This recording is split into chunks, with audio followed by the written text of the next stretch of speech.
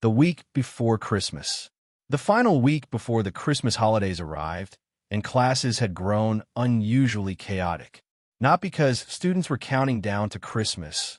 No, their minds were elsewhere.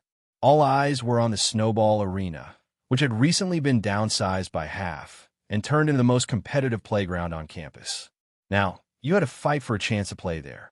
Originally, only the top 100 upper-year students who had attended all their classes could access it freely. But it didn't take long for others, those who'd been merely auditing, to catch on. After a few days of practice and a little magical trial and error, they'd mastered the basics of enchanted snowball combat. Soon after, even lower-year students began trickling in. They couldn't cast advanced snowball spells, of course, but they could still visit the arena for 30-minute slots and chat with the friendly little snow ghosts. That alone was worth the wait in line. By the week's end, nearly the entire castle was hooked. It didn't matter that the temperature was freezing or the skies turned dark early. Every spare moment found students wrapped in scarves and gloves, queuing at the snowy gates. Luckily, Professor Tewell had stepped in to impose order, limiting each student to half an hour per day. Otherwise, the arena would have been packed from dawn till curfew. That didn't stop a few particularly obsessed students from sneaking out after curfew. Filch caught more than one group huddled in the snow at midnight, waiting for the ghosts to open the arena early. Of course, if those were just the ones caught, who knew how many had gotten away with it? Tewell had no choice but to issue a new command. The ghosts were forbidden from opening the arena at night. If not, poor Filch might have ended up a ghost himself, frozen solid after standing watch in the courtyard all night. Holiday envy. As the holiday neared, many students were struck with regret for not signing up to stay at school. Especially Malfoy, who had looked forward to mocking Harry and Ron for being stuck at Hogwarts, only to realize, far too late, that they had the better deal. He briefly considered going to Snape to re-register. Then he saw the professor's face, filled with brooding rage for reasons unknown. He gave up instantly. As enjoyable as magical snowball fights were, Malfoy valued his life just a bit more. A cozy morning in Gryffindor Tower. Meanwhile, Harry and Ron, having happily signed up to stay, were already enjoying their holiday freedom. On the first morning of break, they were lounging in the common room, playing wizard chess and chatting about their plans. George said we can go to the arena today, Ron said, eyes gleaming. If we tag along with him and Fred, we might actually learn something. Harry grinned. Think we'll get the hang of it? The spells look tricky. Oh, please. Ron scoffed. If those two idiots can do it, how hard can it be? Before Harry could reply, a familiar voice cut through the cozy atmosphere. You're still playing games? Hermione appeared beside them, arms crossed, an expression stern. Honestly, can't you do something useful for once? Useful? Ron blinked. Like what? Nicholas Flamel. Hermione hissed. Harry scratched the back of his head sheepishly. He'd been so distracted by snowballs that he'd entirely forgotten their little mystery. Ron, however, remained unbothered. Oh, right. That. I've been writing essays. That counts, doesn't it? He glanced at Hermione. Have you found anything useful, then? You've been buried in books for weeks. Hermione sighed, slumping into an armchair. No, but there's still one place we haven't checked yet. Harry and Ron looked up in unison. You mean the restricted section? Ron asked, his voice dropping to a whisper. Hermione nodded with resolve. Exactly. We've looked everywhere else. Ron pulled a face. I'd rather sneak into Professor Flitwick's office and see if he's hiding a secret file on Snape. That's a terrible idea, Hermione snapped. You'll get caught. He's not even here, Ron said confidently. Said he was visiting an old friend over the holidays. Mentioned it while we were playing chess last night. Hermione looked annoyed, but didn't argue. Harry smiled quietly. He wished he were good enough to play chess with Flitwick too, but Seamus usually wiped the floor with him. Ron, on the other hand, had spent an entire month trying to beat the professor and losing spectacularly. Still, Ron was proud. I lasted longer than Percy ever did, he said smugly. Anyway, Hermione cut in, grabbing her luggage. If you really want to help, focus on Nicholas Flamel. I'll be back after the holiday. With a final scolding glance, she disappeared through the portrait hole, clearly upset about missing the rest of the snowball season. Ron stretched lazily and smirked. "She'll come around." Harry leaned in, eyes wide. "Tell me about last night." He loved hearing Ron's chess stories with Professor Flitwick. He claimed it was for research, but it was mostly just fun listening to Ron brag. Even Hermione usually pulled up a chair and listened, though she'd never admit it. Ron beamed. "Last night's match drained every ounce of my brain. I lost, obviously, but it was glorious. Oh, and at the end of the game, the professor gave George and Fred new badges, said it was for their special contributions." Harry fished out his Halloween badge. "Like this." "Not quite," Ron said enviously. "Yours only recharges twice. Those can be worn anywhere on the body, and they're linked." "Linked?" Harry asked. Just then, Fred and George strolled by, puffing out their chests. "See the color?" George pointed at his red badge, grinning. "When we're together, our badges alternate to save magic." And, Fred added, "they can fuse into a dual shield spell if we're under heavy magical fire." Ron muttered something under his breath. "I could beat you both with one badge." "Sure, sure," George said, waving him off. "Anyway, we're off to a real snowball match. You in?" Ron and Harry leapt to their feet, sending the chessboard flying. "Absolutely," they shouted in unison. And with that, they dashed after the twins, laughing, ready for snow, and blissfully unaware of the deeper mysteries still waiting beneath the surface of the castle walls. A quiet surge before the storm. Tewell now possessed the power to break through the enchanted chessboard, guarding the Philosopher's Stone. But he had no intention of claiming it, at least, not yet. For one, Quirrell's condition had deteriorated significantly. In his current state, the man couldn't charge into battle, let alone hold his ground against a basilisk, let alone Dumbledore. Secondly, and more importantly, Tewell still needed time to digest the arcane inheritance left behind by Hurya. So, during the final week leading up to the Christmas holidays, Tewell canceled all non-essential activities and immersed himself in a private regimen of reflection and magical study.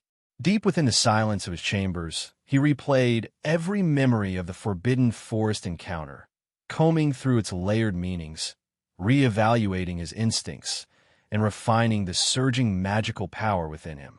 By the end of the week, his understanding of magic had ascended to a new tier, one that few could comprehend, let alone reach. For a wizard at his level, such a leap was astonishing.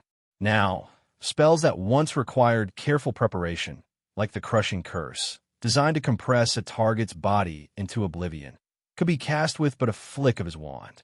In terms of sheer magical force, he estimated himself on par with Dumbledore, even factoring in the Elder Wand.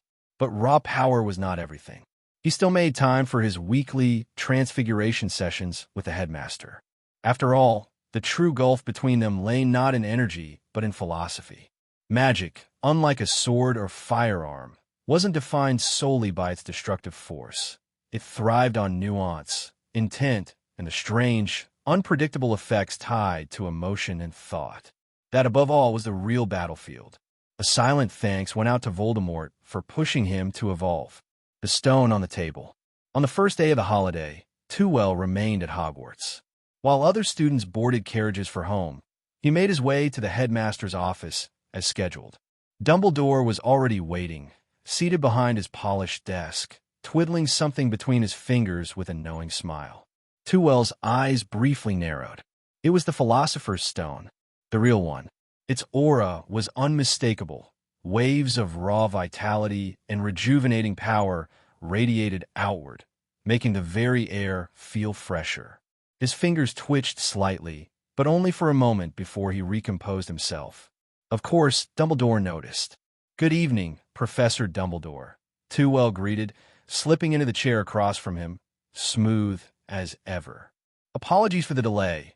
I hadn't realized how much luggage I'd accumulated in just 4 months." "Quite understandable," Dumbledore said, lifting the glimmering red stone between his fingers. "Tell me, do you recognize this?" It was phrased as a question, but his tone left little room for doubt. Tewell met the headmaster's eyes through the lenses of those iconic half-moon spectacles and answered calmly. There's only one magical object in the world that radiates energy like that. The legendary philosopher's stone. Dumbledore's gaze lingered for a few heartbeats, probing for signs of greed, awe, or deception. Then, with a chuckle, he leaned back. Impressive. Most young wizards would have guessed it was some kind of artifact, or a replica at best. Tewell's mind raced. Snape must have reported his suspicions to the headmaster. A man like him wouldn't keep such information to himself. Still, he smiled evenly. Compared to your experience, I have a long way to go. And if necessary, he could always hide behind the name of his teacher. Dumbledore wouldn't make a move without undeniable proof, not against someone backed by such a mysterious figure. The room settled into a moment of tense silence. Then Dumbledore relaxed again. What's curious to me is not just that you recognize it, but that you show no interest in taking it. Oh, Tewell raised an eyebrow. Is someone trying to steal it? Indeed, Dumbledore said with a nod. Over the summer, I placed a decoy in the vaults. It drew attention. Someone is watching, waiting. Ah, a trap then. Classic Dumbledore. I'd imagine if you simply kept the real stone with you, no one would dare make a move, Tewell remarked smoothly. Dumbledore laughed. Flattering, but I'm not as spry as I once was. I can't stand guard forever. Do you have any ideas for a more sustainable solution? Perhaps a protected vault, enchanted to test intent, Tewell mused. Only those who don't desire the stone can reach it. Marvelous. Dumbledore clapped lightly, his eyes twinkling. That's precisely the kind of magic I was considering. Clever, poetic, and deeply inconvenient for thieves. He poured them both a glass of pumpkin juice and added, If you're free, I'd love your help designing it over the holiday. I'm honored, Tewell replied, then hesitated. But I'm afraid I won't be here. I've arranged to meet someone, an elder. It's important. Dumbledore's eyes briefly flickered with suspicion, but he nodded. I understand. We'll manage. They both knew what this exchange was. Carefully coded, delicately veiled. A test of character cloaked in casual conversation. And just like that, the Philosopher's Stone was forgotten. They never mentioned it again. The room that refuses. After Transfiguration concluded, Tewell didn't immediately leave the 8th floor. Instead, he paced, searching. He was looking for the room of requirement. If any chamber in Hogwarts could hide Ravenclaw's lost legacy, it was that ever-shifting, ever-secret room.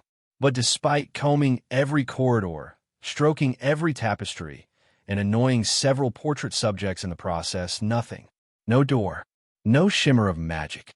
Just a very determined man in a very empty hallway. Then movement. With a rumbling noise, a door materialized behind a tapestry. Tewell ducked into a shadowed alcove, just in time to see Professor Trelawney emerge. Drunk, the divination professor staggered out with half-lidded eyes and robes trailing behind her. Her oversized glasses sat crooked on her nose, and she reeked of sherry and forgotten dreams. Tewell didn't speak. He simply watched. Nothing.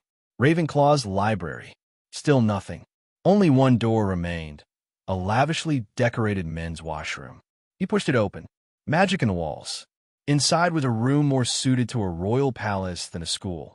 A washroom with gleaming marble, enchanted chamber pots, and ornate silver fixtures. He ignored the absurdity, after briefly wondering which one Dumbledore preferred, and focused on the room's magical matrix. With a pulse of energy, Tewell opened his inner sight. The washroom exploded into lines. Thousands, no, tens of thousands, of tiny magical threads wove through the walls, floors, and ceiling. Each one pulsed with stored will and purpose. He had never seen anything like it. These weren't Hogwarts magical ley lines. They were trails of intention, residual volition, emanating from items stored in the room's infinite vault. Every item left behind by a student, every forgotten relic, each left a thread. Tewell staggered back, nearly reeling. I can't track Ravenclaw's chamber this way, he murmured. This is something else entirely. There are too many paths, too many minds, too many ghosts of memory. And yet, it confirmed a theory. The room of requirement didn't generate magic. It absorbed it. From thousands, millions of items, people, moments. He would return later when the time was right. For now, the stone could wait. And so could Ravenclaw's secrets. Hey, welcome to Firescale Audiobooks. If you enjoy our audiobooks, please consider subscribing to the channel. Also, feel free to share your review in the comments section below. Christmas night, Austria, a 3-story house next to the University of Vienna. This house looked inconspicuous, with no difference in style from the other houses in the neighborhood.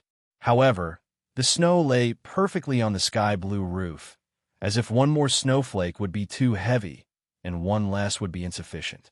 The snow at the door was also neatly swept aside.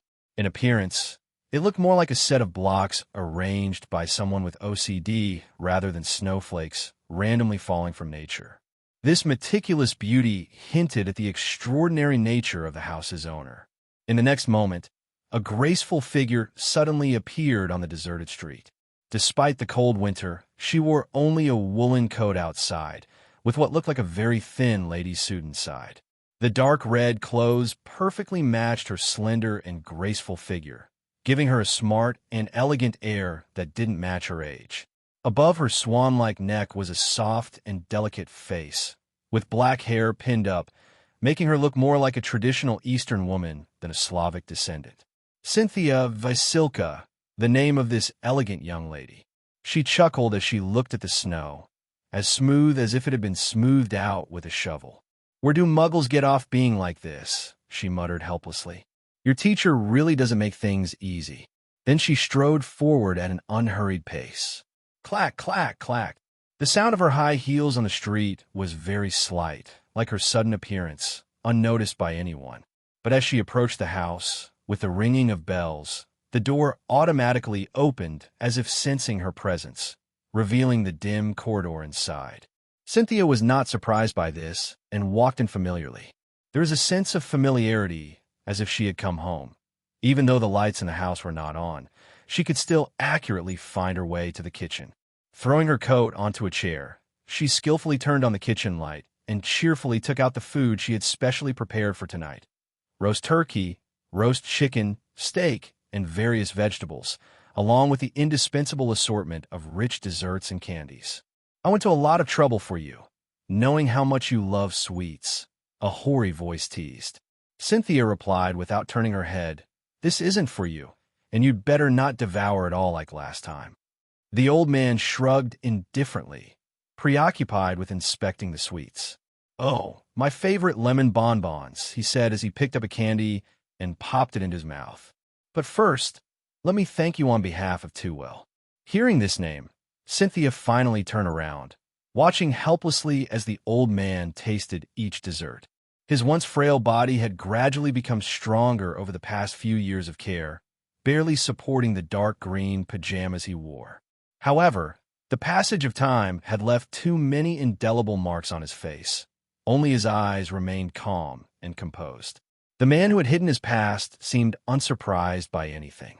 "Professor Grindelwald, I've told you many times," Cynthia placed the last dish on the table, "not to eat only desserts. It's not good for your health." After hesitating for a moment, the old man decided to leave a lemon pudding for his only student. As for the rest of the pudding, it naturally belonged to him. Yes, I'll save some for Tewell." Cynthia's face flushed, her movements becoming a little flustered. Grindelwald smiled as he glanced at her attire and teased, "He likes elegant attire, but you're only 18 and can't even properly wear high heels, which doesn't suit your temperament." Her thoughts being exposed, Cynthia glared at the old man with a flushed face. "I just occasionally try dressing like this. Unlike you, who refuses to try anything new. No wonder Tewell hates your outdated ideas." Grindelwald sat nonchalantly in the main seat, tasting candies as he spoke. "If I didn't care about what he said, why would I come to settle down in this Muggle community?" "Oh!" Cynthia looked at the old man in surprise, thinking he simply had a quirk for living in Muggle houses without magical traces. "Don't think of me as so antiquated. In the days before your parents were even born, we had the most radical ideas in the world. I guess you didn't notice there's a Muggle university nearby." Grindelwald sighed. "It's the most famous university in this country. I go there every day, observing every Muggle student and their professors, scholars. At first, I scoffed at their research. After all, magic is the miracle that surpasses them. But since Tewell took me to the deepest research facility, I realized. He unconsciously clenched his fist, a hint of fierceness flashing in his eyes. The progress of Muggles is faster than any of us expected. Within 100 years, their technology will be on par with magic. More chillingly, they maintain an increasingly rapid pace of progress.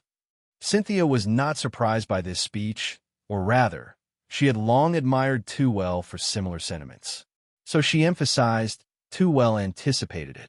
Grindelwald laughed heartily, considering this student to be his greatest achievement in his life. Yes, he foresaw this trend more clearly than anyone else, which is why I moved out of Nurmengard. I want to see for myself what he can achieve that I couldn't. Here, the old man showed a hint of sadness, murmuring to himself, if only I could have done things differently like Tewell did. Seeing him sink in his sadness, Cynthia quickly changed the subject. Speaking of Tewell, why hasn't he come yet? Could he be delayed on the way? The girl's clumsy tactics made Grindelwald chuckle lightly, and he also took the opportunity to put away his reminiscences. Don't worry, with his abilities, there aren't many who could delay him. He just said he needed to finish dinner with his family before he could come. Cynthia pouted in disappointment, reaching out to snatch the mini cake that Grindelwald was about to take.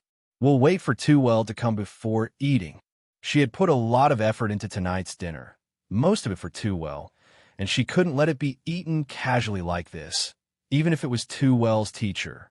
Ding-gling. There was a noise at the door, and soon, a handsome figure that the girl had been eagerly anticipating appeared in the kitchen. Tewell smiled at the two of them. Sorry, I took some time preparing gifts for the students. Cynthia joyfully approached behind Tewell, helping him take off his coat. Thank you. Tewell always felt pleasantly surprised by her thoughtfulness, no matter how many times she did it. Actually, you don't have to do this every time. Ignoring his words, Cynthia hung up the coat and then gently pushed him forward. Come and see, the girl exclaimed excitedly. I prepared a lot of delicious food for you. Being pushed, Tewell walked to the table and indeed felt surprised by the sumptuous dinner. I know you've already had dinner, so I'll leave the roast turkey for the teacher and the desserts.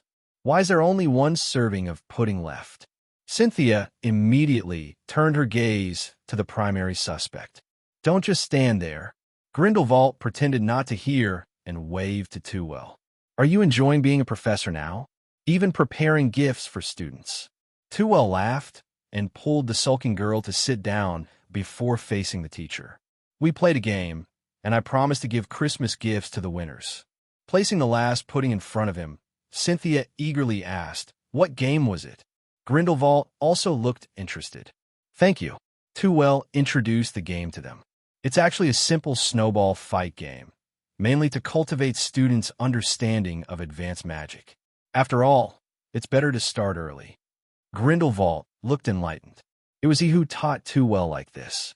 After he learned the iron armor spell and the fiery escape spell, he let him try the fire defense spell to help him understand the fusion of different magics and deepen his understanding of spells. Unexpectedly, Tewell mastered the fire defense spell, which he was proud of, in just an afternoon.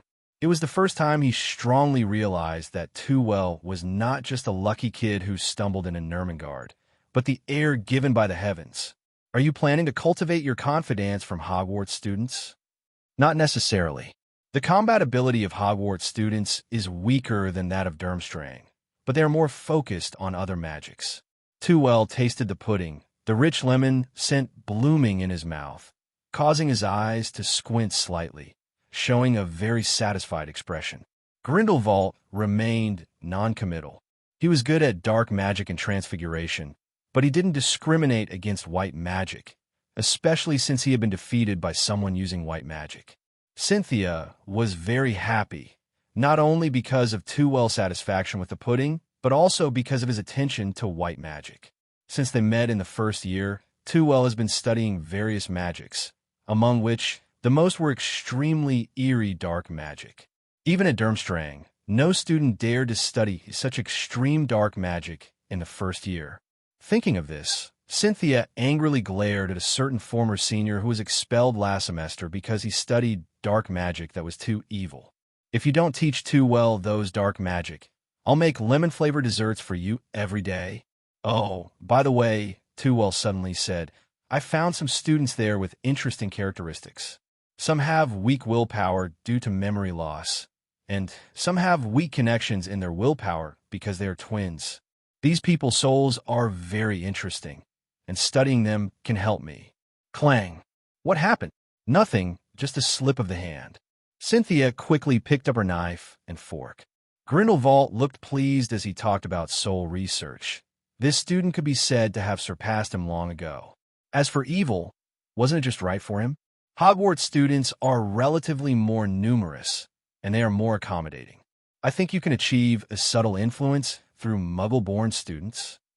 Tewell was somewhat surprised.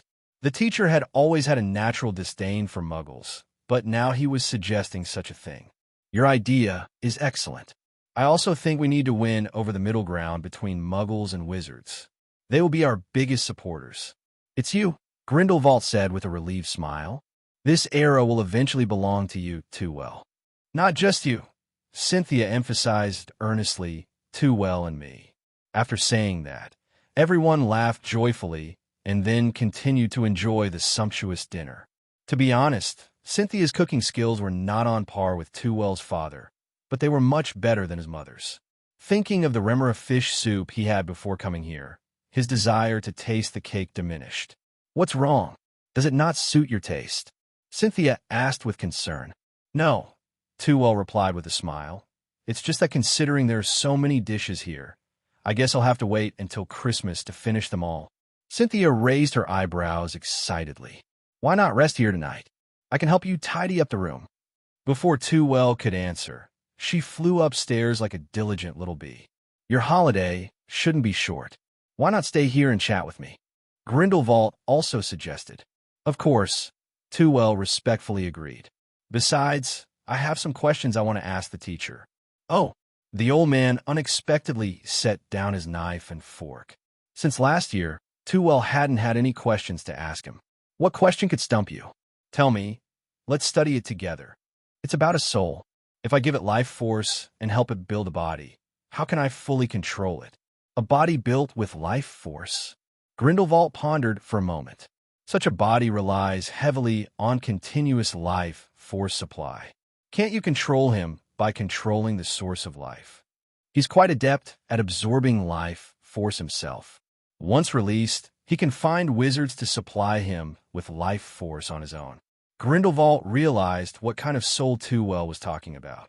He sneered contemptuously, his tone carrying a hint of ruthlessness, reminiscent of the shadow of the Dark Lord who once made the whole world fear.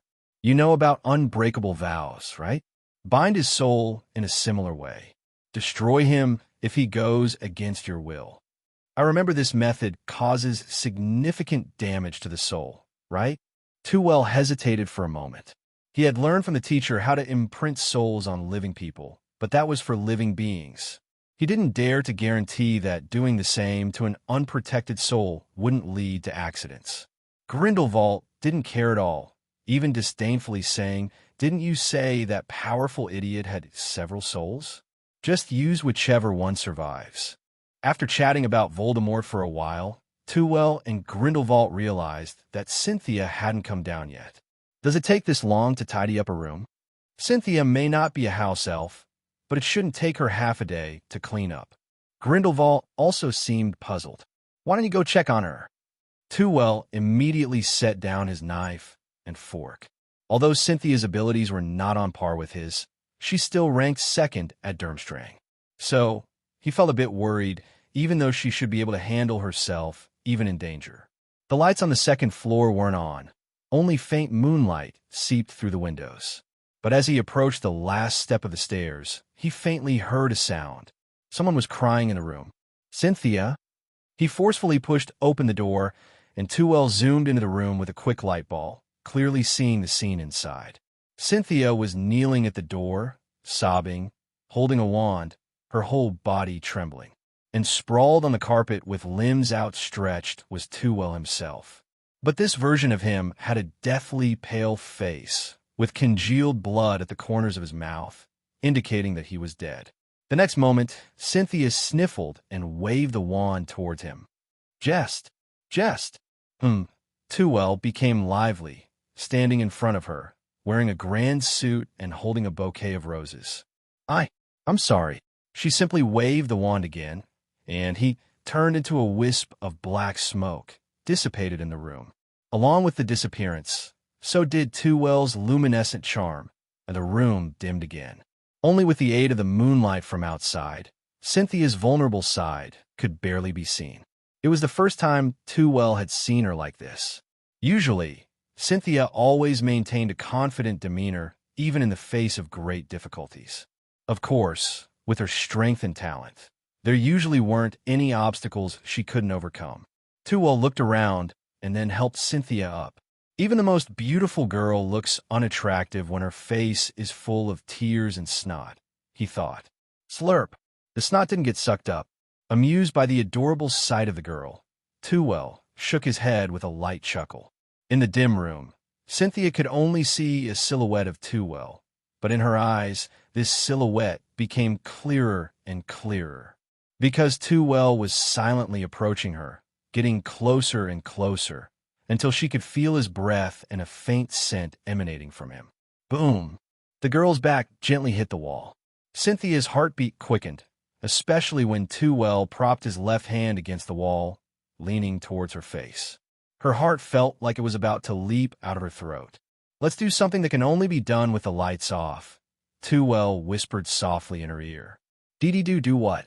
Cynthia was nervous, gripping her dress tightly, her face flushed as if it were about to explode. Not sure if she was scared or anticipating, the girl tightly closed her eyes, although her eyelids continued to tremble, revealing her restless heart. Turn off the lights.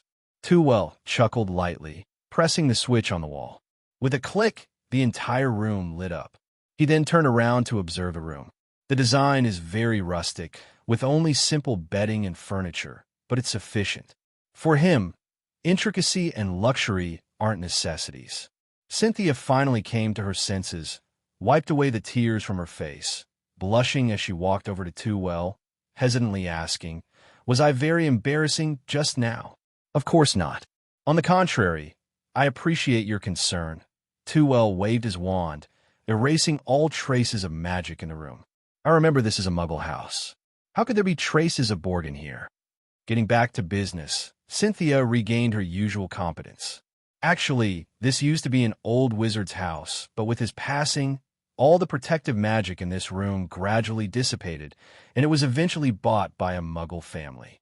But there are still some magical traces in the house, which caused the family to move out after 2 years. It was finally purchased by Mr. Grindelwald." Tewell nodded approvingly. What he liked most about Cynthia was that whenever he encountered everyday problems, she could always provide detailed answers. And the teacher, what has he been doing during this time? He wasn't monitoring his own teacher, just worried that after his teacher came out of Nurmengard, it might attract the attention of the Austrian Ministry of Magic or even the International Confederation of Wizards.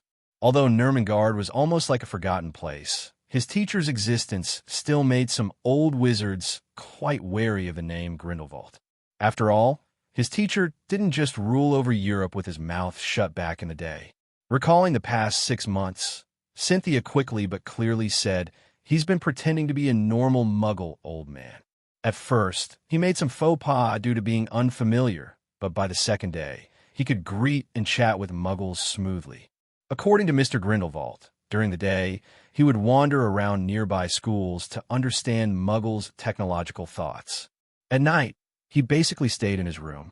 I tried to investigate a few times, but he seemed to have noticed. The girl's face was filled with guilt. Tewell showed an expression of expectation. "I never intended to hide anything from the teacher, but although he didn't object, don't attempt any more probing actions. By the way, did you mention preparing a wand for him?" Cynthia suddenly looked crestfallen. "I mentioned it a few times, but he said he's a failure and doesn't need to show up again." Tewell nodded.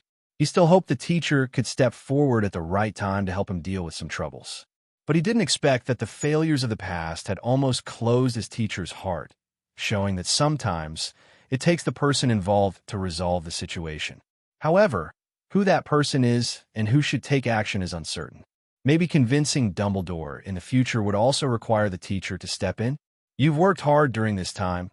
Tewell withdrew his wand, turning to face Cynthia. But I have one last question. Are you really willing to follow me, to pursue that nearly impossible ideal, even if I become a carefree professor at Hogwarts? He had only mentioned his biggest ideal to Grindelwald and Cynthia since coming to this world, because he was still busy with life, focusing on exploring the secrets of the badge. And his strength wasn't enough to confront the deeply rooted ideas of the wizarding world. At least he needed to surpass Dumbledore to have that qualification. Sensing Tewell's solemn mood, Cynthia's expression also became serious, locking eyes with him with a resolute gaze. I am willing to follow you for a lifetime. Her tone was firm, as if containing infinite strength. Even if this world doesn't accept us. Just the thought of overturning the secrecy laws excited her immensely. When Tewell woke up the next day, he was startled by the mountainous pile of gifts in front of him. Gifts of all sizes and shapes, exquisitely wrapped, filled the entire living room, with some even spilling over into the corridor by the door. Cynthia was holding her wand, systematically inspecting each package to ensure they didn't contain any dark magic or malicious magical items. Owls have been flying in with gifts since last night, and there are still about 10 of them resting in the yard. Looking exhausted, she said. Tewell glanced out the window and saw the owls lined up neatly on a shelf, with some nuts in front of them as food. But the people on the street seemed indifferent, as if they didn't exist. This house originally didn't have much magic applied to it, but it seemed that Cynthia had deliberately made some arrangements and temporarily used spells like concealment charms. Thank you for your hard work, he said. He casually opened one of the gifts and found it to be a doll in his likeness, accompanied by a letter from an older student. The majority of these are gifts from your students. Cynthia pointed to the pile that was most abundant. But there's one gift in there that I'm not sure about giving you. She picked up a small, carefully wrapped gift from the pile. There's a fixed spell inside this one. When opened, the contents will stick to you. But I haven't sensed any malice or anything suspicious about it. Curious, Tewell took it and found a note attached to the outside of the box that read, "From George and Fred." Knowing the twins' penchant for mischief, he realized this was likely a well-intentioned prank. He chuckled and opened the gift without hesitation. Inside was a small badge with the twins' faces engraved on it, each looking at the other with mouths open as if they were about to say something. Before Tewell could contemplate the purpose of this badge, it immediately sprang to life. Jingle bells, jingle all the way. The two figures on the badge sang this Christmas carol joyfully and loudly, their voices filled with emotion. The badge struggled faintly, tried to detach itself from his hand. Sensing no ill intent, Tewell simply let it go and allowed it to affix itself to his chest. Despite trying a couple of times, he couldn't remove it, and the singing continued unabated. He didn't feel angry. Instead, he found it amusing. If these two put their prankster talents into their magical studies, I guarantee they'll be among the world's top wizards, he remarked. Cynthia looked at Tewell's smiling face, wondering what he meant by his words. But interest is their greatest teacher. Perhaps if they focused on other things, they might not be able to fully utilize their talents, she added. With that, she handed Tewell another box. This one is labeled with Albus Dumbledore's name. Is it a gift from the headmaster? The box wasn't large, about the size of a few books, and indeed, the label bore Dumbledore's name. It seems so. I didn't expect him to send me a gift, but luckily, I prepared plenty of candy for him in advance. Inside was indeed a book, the same one he had left for Dumbledore, The 4 Elements of Magic. But it wasn't as simple as it seemed. Dumbledore had left numerous annotations, detailing his understanding of the 4 elements. At the end of the book, he left a line. This is my humble understanding, hoping it will be of assistance. Albus Dumbledore. This gift is quite substantial. The contents marked inside are Dumbledore's accumulations over the years. Tewell could gain many insights with just a brief perusal. It seems this headmaster is indeed considerate. Can't you make that blasted badge stop? Grindelwald appeared out of nowhere, leaning on a cane at the doorway, looking like an utterly ordinary Muggle elder. I can hear it even outside the house. Tewell, inwardly scoffing at the idea that Grindelwald could hear with the house spelled against eavesdropping, complied by halting the badge's song with a wave of magic, but didn't remove it. "Do you want to see this book?" he teased, showing the book in his hand to his teacher. The contents are quite interesting. Grindelwald shot his proudest student a glare and snatched the book away. "I'm going to rest now. Don't disturb me unless it's urgent." With that, he marched upstairs without a backward glance, his movements remarkably agile. Meanwhile, Cynthia had finished inspecting all the gifts and thoughtfully divided them into several categories based on the identity of the gift givers. The majority, of course, were from Hogwarts students, followed by some friends of Dumbledore's, and the rest were from colleagues and relatives. "How do you know who they all are?" Tewell absent-mindedly opened a gift from the pile belonging to friends and relatives. There were so many, it would take him all morning just to unwrap them. "I cross-referenced the Hogwarts staff list," Cynthia said proudly. "Besides them, there are the students I know from Durmstrang. The rest are Hogwarts students, aren't they?" In a way, Cynthia could be said to know him best. "Oh." Tewell looked at the scarf in his hand in surprise. After unwrapping several gifts, most of which were various types of books, some even duplicates, this was the first unique gift from someone other than a student. It was a peculiar gradient scarf, transitioning from dark red to light red. Such scarves weren't common in 1991 Britain, even in the wizarding world. "Is this your gift?" Seeing Cynthia's expectant expression, Tewell immediately guessed the answer. "Yes, I figured you've received enough books already, so I deliberately prepared something different," Cynthia said with a beaming smile. "And I really like the badge you gave me." She pointed to the dark gold badge already pinned to her chest, featuring two merging ovals, somewhat resembling a yin-yang symbol. This badge was made by the Davies brothers, based on Tewell's design, borrowing the concept of the two-way mirror, allowing for remote communication between two badges. However, production was currently challenging, and it would take the Davies brothers some time to refine their skills before every one of his followers could have one.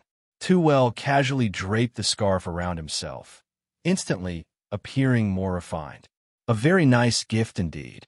Because of the students' presence, this year, Tewell received more gifts, almost filling his wallet to the brim. Most of them were chocolates for Christmas, with various flavors, and even some infused with love potions, which were promptly disposed of. Next were books, as it seemed everyone thought he was an avid reader. That wasn't entirely wrong, but Tewell had already read the books that were useful to him and readily available in bookstores. Now, what he lacked were the obscure, even forbidden books, the ones that people couldn't or shouldn't know about. So, he only took a few interesting ones and left the rest with the teacher. Even so, this Christmas break felt more relaxing than ever before. Previously, he only took a break on Christmas Eve, but now he had learned to enjoy this leisure time. With Cynthia's meticulous care, the teacher also took this opportunity to chat with him about many things: magic, past experiences, and even methods of enchantment. It wasn't just him who relaxed, Grindelwald did too. Having spent over half a year in the Muggle world seemed to have given this first-generation Dark Lord a clearer view of his past experiences. Only by learning to enjoy life can you have the motivation to move forward, Grindelwald remarked. On the last morning of the holiday, after Tewell and the teacher finished breakfast, they strolled together through the University of Vienna.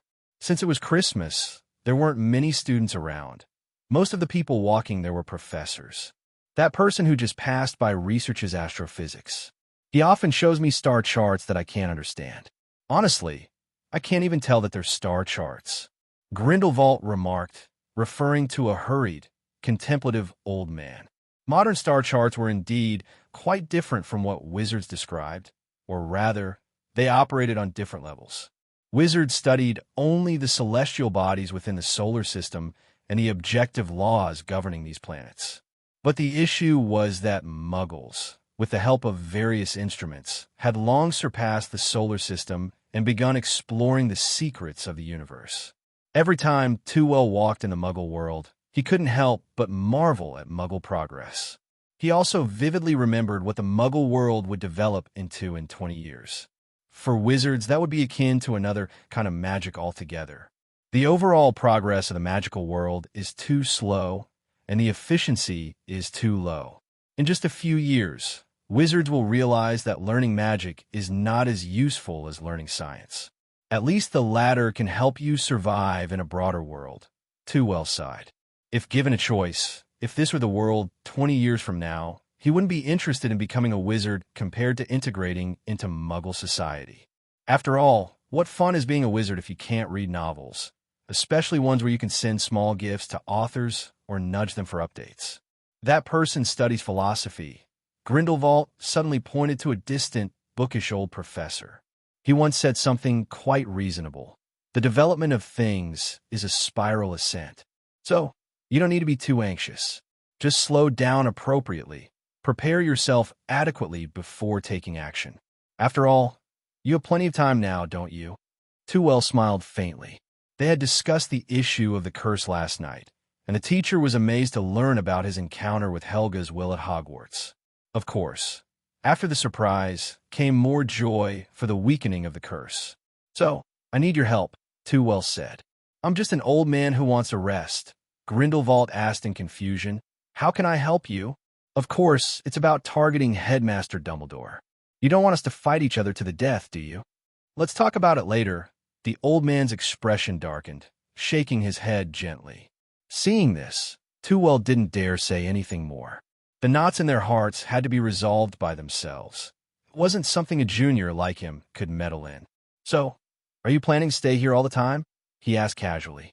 The teacher clearly had thoughts of relaxing and recuperating, and as a student, he naturally supported that. However, the teacher always needed someone to take care of him, and Cynthia now had a new mission, so she couldn't stay here all the time. Seeing the students' concerns, Grindelwald smiled reassuringly. Don't worry, living here alone suits me just fine, and my strength has recovered a lot by now. Even if my identity is exposed, they won't be able to harm me. He tapped his cane heavily on the ground, as if the earth beneath represented the various arrogant aurors of different countries, all easily subdued under his feet. Tewell only now noticed the special nature of this cane. No wonder the teacher had refused his offer of a wand. It seemed he had already prepared himself. Is this the first time you've seen a wand integrated into a cane? Did you make it yourself? This, Grindelwald smiled meaningfully. This is custom-made by Gregorovic. We go way back. And for an old man like me, using a cane is quite normal, isn't it? He subtly pulled at the top of the cane, suggesting there was something hidden there. Tewell chuckled as he realized the design's potential for catching people off guard, especially since the teacher, being an elderly man, could suddenly produce a wand. Most people would be bewildered by it. It seemed Tewell didn't need to worry about the teacher's safety after all. Thus, the last matter of the Christmas holiday was finally settled. They returned home around noon after wandering around. During these days spent together, they had ample time for conversation. Unexpectedly, the teacher's understanding of the four elements wasn't any less than Headmaster Dumbledore's. It seemed more like a competition as he constantly criticized the headmaster's annotations and presented his own insights. For Tewell, both perspectives were valuable, and this was much better than he had anticipated. He wouldn't have to figure things out on his own. This was perhaps his greatest takeaway from his Christmas. Back at the house, Cynthia had prepared a sumptuous lunch. It was their final meal together in this house. I just received a letter from the International Magical Cooperation Department. I could start my job there this week. Cynthia eagerly displayed the parchment in her hand, a letter from the British Ministry of Magic. Tewell nodded in satisfaction. Even with Cynthia's abilities, securing a job so quickly must have required considerable effort.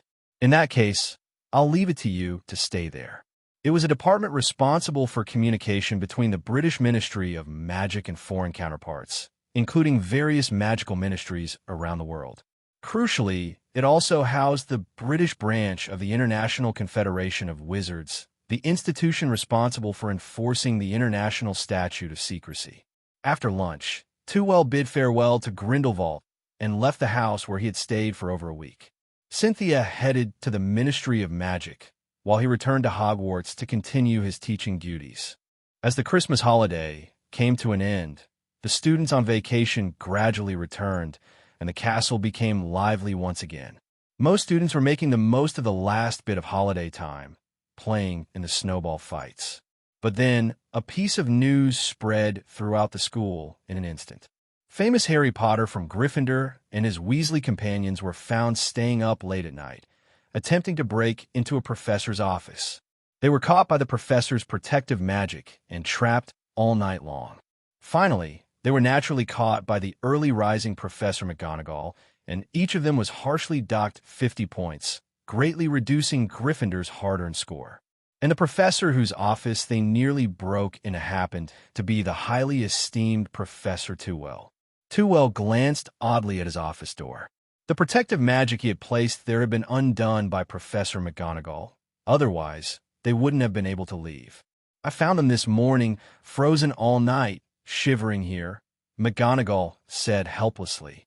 It was one thing for Gryffindor students to roam at night, but attempting to break into a professor's office was unheard of, especially for Tewell, who came from another school. It was simply disgraceful to Hogwarts. "Have you asked Harry and Ron why they wanted to break into my office?" Tewell asked, puzzled. During this time, he had indeed paid less attention to Harry because, according to the plot, they should have been investigating the matter of Nicholas Flamel. But why would they want to break into his office, especially? McGonagall shook her head. "They said they were curious about your magic and wanted to take a look, but even Filch could see they weren't telling the truth." Tewell nodded, feeling somewhat apprehensive. "Thank goodness you came in the morning. The protections I have here are designed for adult wizards. If it had been later, the magic's power would have grown stronger, and I shudder to think of the consequences." McGonagall's stern face twitched. Did they really need such protections at Hogwarts? Hogwarts was the safest place in the world. While it's normal to use protective magic to safeguard offices, I must remind you not to use magic with excessive force. McGonagall paused, pursing her lips. "And about that little devil's magic, while it may not be considered dark magic, you should consider the student's physical conditions and refrain from using it frequently." Tewell pondered the minor devil's magic. Indeed, it could extract a small portion of students' wills, but it would replenish when dissipating. The only issue was that students' magical reserves were too low to support such advanced magic. "Rest assured, the students want to keep using it, and I don't have the time to cast spells for them continually," he assured. Satisfied with his assurance, McGonagall nodded. "I'm not questioning you, but your badges for the students are quite interesting. The school has approved your funding application, and the funds will be available soon." She had also been concerned that as a new professor, Tewell might not gauge things properly, leading to student injuries. But now, it seemed that Tewell was far more competent than she had imagined, more suitable for a teacher than some older professors. Hearing that funds were coming in, Tewell smiled happily. There would be many places to spend money on in the future. He couldn't keep paying out of pocket forever, could he? "Thank you very much. I was worried about how the future classes would proceed. It's what the school should do. But, the Board of Governors oversees funding, so it usually takes a bit longer," McGonagall said as she looked at the increasingly crowded hallway, preparing to leave. "I won't bother you any longer." As she left, the smile on Tewell's face disappeared instantly. Were those two not going to investigate Quirrell properly and instead start investigating him? With a flick of his wand, he entered the office, rearranged a tighter protective enchantment, then sat down and took out the Marauder's map. "Everything is permitted." Instantly, the map appeared before him. Though it was only the Christmas holiday, the Weasley twins had helped unlock several secret passages for him. However, they hadn't used these passages to leave Hogwarts. They merely explored them. But that wasn't the focus today. He found Harry's name with his wand, and a voice emerged as the golden light flashed. "Are you two out of your minds?" Hermione's angry voice echoed in the corner.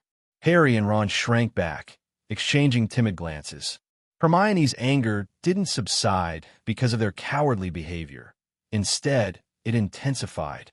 You're not properly investigating Nicholas Flamel's matter, but instead, you go and break into Professor Tewell's office. I really don't understand what you two were thinking. If you had the chance, would you have broken into Snape's office? Snape is keeping an eye on us. Ron muttered nervously. Do you really want to do that? Hermione snapped. Harry quickly explained. That night, I was taking Ron to see that mirror, but when we returned, Snape noticed us, so we wanted to hide. But did you have to run to a professor's office? Hermione frowned. And what mirror? Can't you go there during the day? The mirror of Eriste. Ron eagerly interjected, sensing Hermione's softened stance. It's a mirror that shows you your deepest desires. It's about inner desires, as Dumbledore said. Harry corrected. Fine, desires, but anyway, you can't see that mirror anymore because it's going to be moved, also as Dumbledore said, Ron said smugly. Hermione gave them an exasperated glare. I don't care about that mirror. The problem is, not only have you been docked a full 100 points, but you also have detention. Now, tell me, what made you decide to run into a professor's office? Harry and Ron hesitated, pushing each other for a moment before Harry decided to tell the truth. We said we want to find out if the professor had any leverage, so we thought we'd take a look inside. And Snape was chasing us at the time, so we were desperate. Ron emphasized, as if this could mitigate their mistake. But Hermione immediately spotted the flaw in their words. If you were able to avoid being noticed in the first place, why not use a safer method to leave? The atmosphere quieted down. Watching the ostrich-like behavior of the two, Hermione was at a loss. Would she have broken into the professor's office if she had been there? By the way, did you see anything in the office? She asked somewhat sheepishly. Picking up on Hermione's implication, Ron suddenly perked up. We were just about to open the door, but unfortunately, the handle seemed to be like a chain, binding us. In the end, we were even suspended. But because of that, we evaded Snape. You wouldn't know. He was passing beneath us at the time. Harry also smiled with joy, admitting that he had been quite startled then. Hermione immediately lost interest. You two better consider the issue of detention. Tewell chuckled helplessly as he put away the map. These three actually thought they were being threatened by Snape, forced to steal the Philosopher's Stone. But he thought a problem. The Mirror of Eriste became the final obstacle guarding the Philosopher's Stone. So how could he retrieve the stone from it? Simple occlumency wouldn't fool the mirror. After all, Quirrell's occlumency skills weren't low, yet he still couldn't get the stone. So he needed Harry and his friends to pass through, helping Quirrell get the stone. And now, he needed to offer them some assistance. Having successfully obtained the information to help the trio acquire the magic stones, Tewell also began his plan to steal the magic stones. However, before that, he came to the chessboard for the third time. Compared to his previous dismal failures, he now faced the chessboard with ease, swiftly dealing with the black pieces. The door to the next level finally opened for him. After a brief inspection and finding no perceptible magic, Tewell ignored the scattered chess pieces and proceeded directly to the next room. Before his eyes could adjust to the sudden brightness of the room, a giant wooden club came crashing down towards him. Accompanying the whooshing sound was a nauseating stench that even made Tewell's eyes water. Once again caught off guard, he had thought he would encounter Snape's room first, with the giant in the room after the next. Without needing to draw his wand, Tewell angrily cast a freezing spell on the giant, simultaneously trapping its foul odor in a large bubble. This finally allowed him to breathe a sigh of relief. This giant was even larger than the one from Halloween, seemingly meant for students above 3rd grade. Its overwhelming stench, like its most powerful skill, was several times more intense. Having dealt with the giant, Tewell fled, as if in despair, to the next room. This room was simple, with only a table holding 7 differently shaped bottles. As he crossed the threshold, a purple flame surged behind him, sealing the entrance. Similarly, the next door ahead erupted in black flames, blocking his path forward. Tewell curiously examined these flames. They emitted intense heat, indicative of magical destructiveness, suggesting they possessed special effects. The method to pass through was to solve the riddle left by Snape. However, for him, it wasn't so complicated. He simply took out his wand and drew a circle around himself. Fire shield. A blue-purple flame appeared menacingly around him as he circled with his wand. The flame's temperature was not high, and its range was limited, but it was sufficient. Protected by the purple flame, the black flames ahead obediently cleared a path for him. Next, he entered the final room. This room was smaller than the previous ones, but exceptionally exquisite. The torches on the wall illuminated the room brightly, with the large mirror placed in the center, shining brilliantly, resembling a gem, tempting Tewell to approach. However, he cautiously inspected the room first, wary that Dumbledore might have left some magic for surveillance, which could broadcast his actions live. Unexpectedly, there was none. He was confident in this regard. Although he couldn't yet match Dumbledore's strength with the Elder Wand, no one in the world could hide a perception spell from him. Slowly approaching the Eris magic mirror, Tewell also wanted to know what his deepest desires were. Sometimes people are like that, not even knowing what they want, growing up only to become more confused. Sensing his memories being stirred, he didn't stop it. Or perhaps he couldn't stop it. The mirror didn't just perceive memories. It seemed to search his soul, seeing him clearly. But it was still him, only him standing there, as if it were an ordinary mirror. No, the person in the mirror was aging. His hair gradually turned gray, wrinkles appeared on his face, and his body became somewhat hunched. But he was still handsome. Tewell narcissistically looked at his elderly self, vaguely guessing what he desired. However, the magic mirror also sensed his desire for the magic stones, displaying it beside his head. He glanced at the mirror and then averted his gaze. Tewell reached out and touched the mirror, suddenly realizing a problem. The magic stones were stored inside with a magic similar to the Traceless extension charm. If he destroyed the mirror now, would the magic stones vanish forever with the collapse of space, or would they be expelled like with the Traceless extension charm? However, he didn't dare to gamble on this possibility. After groping around for a while, he sensed that Dumbledore's magic and the Eris magic mirror were perfectly integrated. This perfection was something he couldn't break at the moment. So, he left without any reluctance. However, at the door, he encountered someone unexpected yet unsurprising. "Fawley," Quirrell exclaimed in panic, looking around. "What are you doing here?" "The same thing as you," Tewell replied. Tewell glanced at Quirrell's face, much paler than before, a color not natural for a human to possess. This caught him off guard. Logically, Quirrell shouldn't have weakened to this extent so soon. Surely, after drinking the unicorn blood in the plot, Quirrell remained lively until he turned to ash. Well, it seemed the plan needed to accelerate. Tewell calculated in his mind, but his facial expression remained unchanged. Upon hearing his words, Quirrell's eyes immediately showed anger. "Do you also want to get the magic stones and then sneak away?" Quirrell accused. Silence. Dead silence.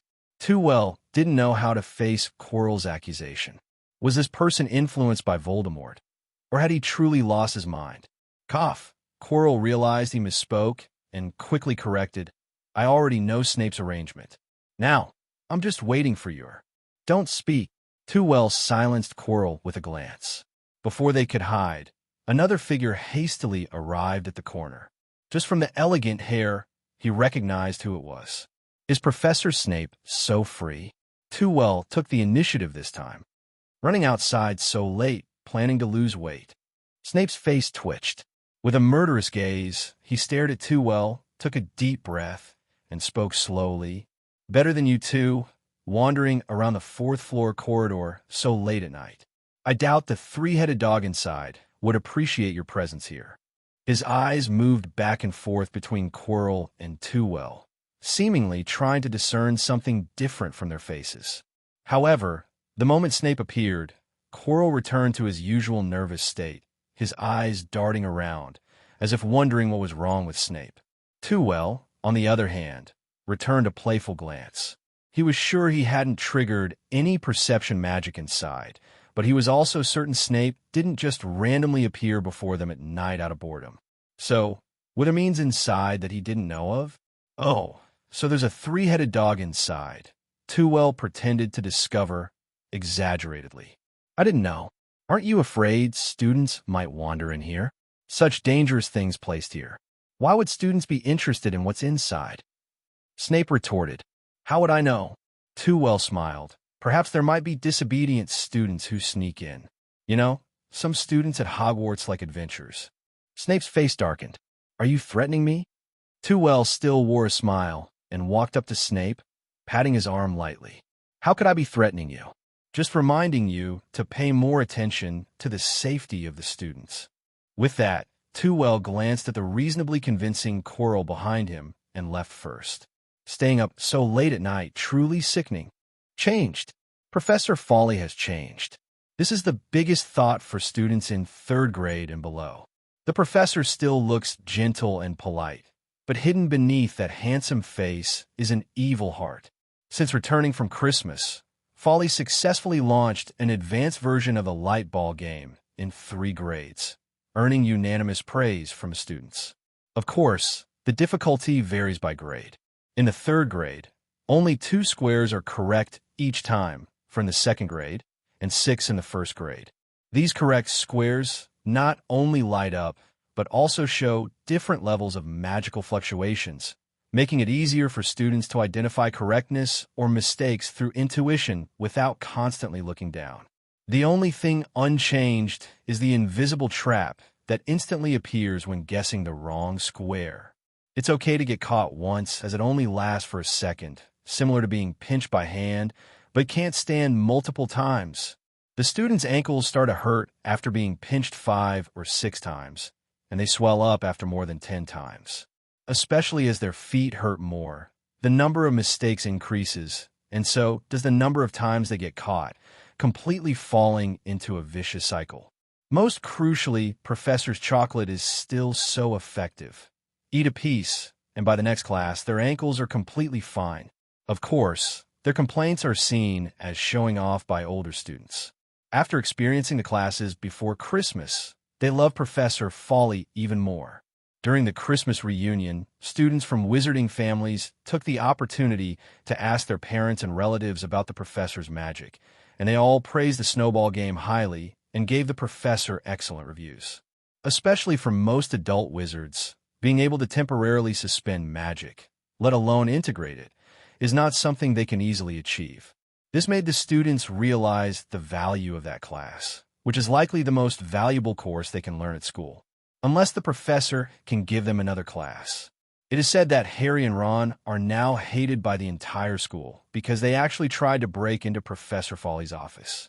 And they didn't even get in, but after their experience was spread, several brave students tried to decipher the professor's magic to see the secrets in his office. The result, of course, was without exception being suspended for a night, and then the scores of the 4 houses mysteriously dropped to the same level. This left the originally angry Gryffindors feeling both amused and exasperated, and their complaints about Harry and Ron diminished somewhat. But the trio didn't feel much happier because of it, even if they had found information about the Philosopher's Stone. After joining Quidditch, Hermione's weakness in practical skills became apparent. Although she still ranked among the top, she was surpassed by talented classmates like Malfoy. Now she's anxious all day about how to enhance her abilities and has borrowed a pile of books for herself. Ron has made some progress, as private lessons with Fawley for a month have not been ineffective, but his wand still lags behind, so it's mediocre. Harry is the most exhausted of the 3 of them. Not only does he have to attend classes, but he also has to juggle Quidditch training. Can't you just ask for a break from wood because of your ankles hurting? Ron suggested. Harry had just returned from training, soaked and exhausted, sitting slumped in a chair, without even the strength to pour water. Hermione put down her hefty tome and poured him a glass of pumpkin juice thoughtfully. Since learning that Professor Fawley likes pumpkin juice, they always keep it in stock here. Thanks. Harry took a big sip before recovering. The problem is George and them have already used that excuse, but would said, once you're on the broom, you don't need your feet, so unless one day our butts crack, we still have to go to training. In that case, I'd rather your butt crack a little. George suddenly walked over. He and Fred were also dripping wet. Compared to this, the solemnity on their faces is what really catches everyone's attention. What are you talking about? Harry even stopped drinking pumpkin juice, looking at them with confusion. It's Snape. He's going to be the referee for our match against Hufflepuff. The twins poured themselves pumpkin juice with despair written all over their faces. Now, only this could comfort them. But does Snape even know the rules of Quidditch? Ron exclaimed in shock, his cool dropping from his hand. Hearing this, Harry said helplessly, "He doesn't need to know the rules. He just needs to keep penalizing us." There was a sigh from everyone, and after the twins finished their pumpkin juice and went back to shower, Hermione suddenly looked worriedly at Harry. Compared to the score of the match, she was more concerned about his safety. Snape wanted to kill you last time. Isn't it easier for him to do so now as a referee? Then why don't we say Harry's but cracked, so he can't play? Ron suggested a bad idea. You might as well really crack Harry's, but... Hermione snapped impatiently. Ron's eyes lit up. That's not a bad idea. Harry shook his head firmly. This was his second match. He couldn't back out just because of something that didn't happen. Forget it. Snape might not necessarily harm me, but if I don't play, we'll definitely lose the match. Hermione fell into silence, thinking for a while, and suddenly had an idea. Professor Fawley. What about the professor? Ron asked. The professor definitely doesn't want Harry to get into trouble. We can ask him to counter Snape's spells, can't we? No, Harry frowned in rebuttal. We shouldn't know about the professor and Snape's matters, even the Philosopher's Stone. Otherwise, if we implicate the professor, Snape might hurt him. Hermione and Ron also thought of this possibility. Compared to Harry getting hurt, they didn't want the professor to be in trouble. The three exchanged glances, simultaneously guessing each other's thoughts, and couldn't help but burst into laughter. Ha! Ron laughed, hiccuping, his hand continuously patting Harry's shoulder. I don't hate your brother. At least we shouldn't involve the professor, right? Harry might not even get into trouble. Hermione laughed back in rebuttal. And we can secretly cast spells on Snape like last time. She became more excited as she spoke, pulling out the hefty tome she had just read and starting to recite spells that might come in handy. Tickling Charm, Leglock or Curse, Dancing Feet spell. But she hadn't recited for long before Neville interrupted them. Harry and Ron, this is from Professor McGonagall for you. He handed each of them a piece of paper. Harry took a look. Your detention starts tonight at 11. Look for Filch in the entrance hall. Professor McGonagall. I almost forgot about this, Ron grumbled discontentedly. I'd rather be hanging from the ceiling by Fawley than spending time with Filch during detention. Hermione closed her book with resignation, comforting them with a sentence. At least after tonight, you won't have to worry about detentions anymore. Tewell certainly knew that the students now both loved and hated him. In fact, despite their complaints, when it came to the light ball game, they actively participated, didn't they? Moreover, he had more pressing issues now. From that evening's encounter, either Snape or Dumbledore must have a special skill to sense something unusual on the fourth floor. If someone were to steal the Philosopher's Stone, Dumbledore would probably be everywhere. Luckily, he had his good Quirrell. After nightfall, the castle returned to its peaceful atmosphere. All things are transient. Tewell put away the magic map. According to the time he and Quirrell had agreed upon, he came to the Forbidden Forest under the cover of night. This was his second time here. He didn't know if the magical power left by Hagrid was working, but he felt an inexplicable closeness to the Forbidden Forest. He also clearly felt where Quirrell was. Following the trail, Quirrell was also chasing a unicorn. The poor unicorn was fleeing, its wounds bleeding, but Quirrell seemed to be toying with it, using various magic to block its escape routes. When all the routes were blocked, the unicorn found itself with nowhere to run, only able to face Quirrell. Tears of sadness flowed from its eyes as the unicorn stared firmly at the wizard who wanted to harm it. Poor little creature, remember to stay away from me in the next life. Quirrell's wand flipped. Avada Kedavra! A green light flashed, and the unicorn closed its eyes in resignation. But seconds later, it felt no discomfort. Opening its eyes, it saw a golden membrane dissipating in front of it. Don't be so impatient. Didn't we agree to act tonight? Tewell emerged from the shadows, smiling at Quirrell. I've heard that killing brings misfortune to one's future actions. The unicorn was puzzled for a moment, not understanding the scene before it. But realizing it was still alive, it quickly fled into the pitch-black depths of the Forbidden Forest. So, you're already thinking about weakening my strength before we even start our mission? Quirrell's pale face contorted slightly, a hint of ruthlessness flashing in his eyes, his wand never lowering. Tewell paid no attention, casually extending his hand to cast shielding magic around them, as if they were truly intimate partners. After completing everything, Tewell smiled as he walked up to Quirrell.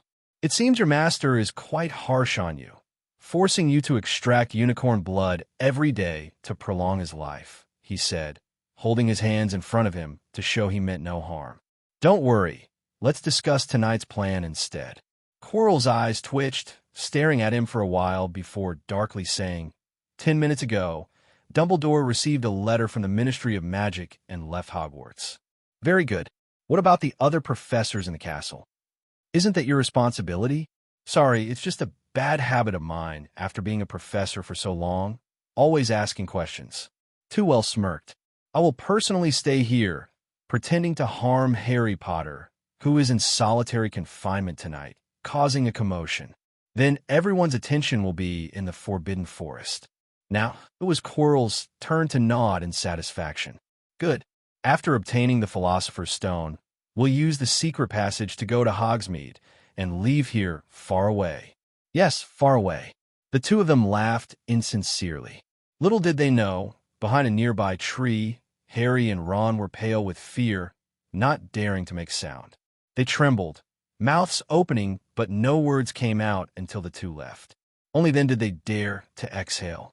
Who? Hurt us. Ron's teeth chattered in fear, emitting a squeaky sound. Professor Fawley wouldn't do such a thing, right? Didn't you hear? It's pretend. The professor is supposed to pretend to harm us, then distract the other professors so Snape can steal the Philosopher's Stone. Harry was also very afraid, but he didn't show it. Instead, he forced himself to calm down. Ron anxiously said, "Shouldn't we hurry up and inform the other professors?" This idea lingered in Harry's mind for a second before he dismissed it. No, Fawley is watching. If we boldly go to find the professors and run into him, what we say as students won't be as convincing as what he says. Then not only won't we inform the professors, but we'll also risk exposing ourselves. Think fast, what should we do?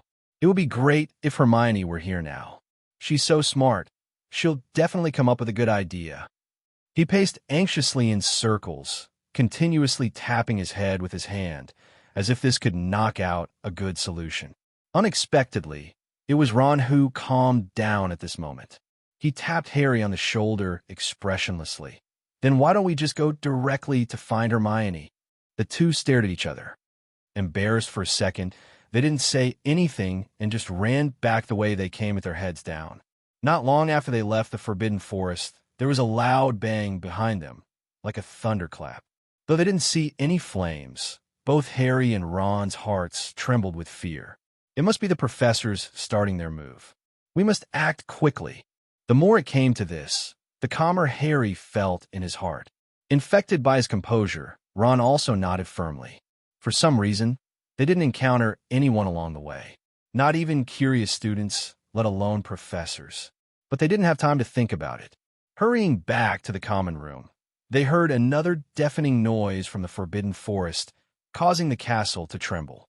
Accompanied by this loud noise, through the windows, Harry saw flocks of birds flying away in panic, scrambling in all directions, just like his restless heart. Some students in the common room stood up in surprise, peering out through the windows. Others wanted to leave the common room to investigate the Forbidden Forest. Percy immediately stood at the door, continuously stopping students from trying to run out, especially his eager twin brothers. It's curfew now. You can't go out. Harry and Ron exchange a glance, realizing the professor's plan was underway. They didn't dare to waste time and quickly found Hermione, who was anxiously watching them nearby. What happened to you guys? The clever young witch saw the seriousness on their faces and immediately sensed that something was wrong. Our detention is in the Forbidden Forest, searching for injured unicorns. Harry quickly but clearly whispered their recent encounter to Hermione. Hearing that Professor Fawley and Snape were going to steal the Philosopher's Stone tonight, Hermione trembled slightly. But the Philosopher's Stone is guarded by a three-headed dog, right? Although I dislike Snape, Harry said helplessly. You have to admit, he probably has at least 10,000 ways to make that fierce three-headed dog behave like a little puppy now. So what should we do now? Ron said anxiously, his fists clenched tightly. Dumbledore is not at school. We should go and inform the professors. With them here, Snape won't be able to steal the Philosopher's Stone. Hermione hesitated as she made the suggestion. Ron immediately shook his head in disagreement. I bet all the professors are in the Forbidden Forest now. By the time we find them, Snape will have conjured up a pile of gold. Suddenly, Harry felt extremely calm, looking at his two companions with determination. So we have to stop Snape. Tewell satisfactorily rolled up the parchment. In fact, he had been in the office all along, whether it was to meet Quirrell or to cause a commotion in the Forbidden Forest. He had used decoys he created to do the tasks for him. With more than enough evidence of his absence, he naturally waited for the kind-hearted Quirrell to help him obtain the magic stones. After casting an illusion spell on himself, Tewell leisurely left the office and headed to the fourth floor. When he reached the corridor, Quirrell's harp had already stopped playing, and the three-headed dog was approaching him with its keen sense of smell. This wouldn't do. What if Harry and the others arrived? Waving his wand, he made the harp continue playing music. At least it would play until tomorrow night, enough to let the three-headed dog have a good sleep. After doing all this, the trio, cloaked in invisibility, hurriedly arrived. Perfect timing. Tewell was also interested in experiencing what it was like to be a bystander. At the beginning of the semester, Tewell had thought Harry and Ron's academic performance belonged to the category of below average. But after half a year of teaching, he realized this was a mistaken impression. The two simply disliked pre-reading and rarely reviewed theoretical content after class. However, they were attentive in class and took notes seriously. Of course, their grades couldn't compare to Hermione's excellence, but Harry could be considered above average. Ron was slightly worse, but couldn't be said he was very poor, somewhere between exceeds expectations and acceptable. Moreover, in practical situations, all three of them played varying roles when completing the professor's tasks. Ron's chess game was absolutely brilliant. While ensuring Hermione and Harry's safety, he bravely used himself as bait and successfully defeated the black pieces. Even if Tewell had intervened personally, he might not have achieved such perfection. Of course, those chess pieces couldn't harm him. Then Hermione, with her knowledge and logical reasoning, performed well. However, compared to Ron's contribution, her role was slightly inferior.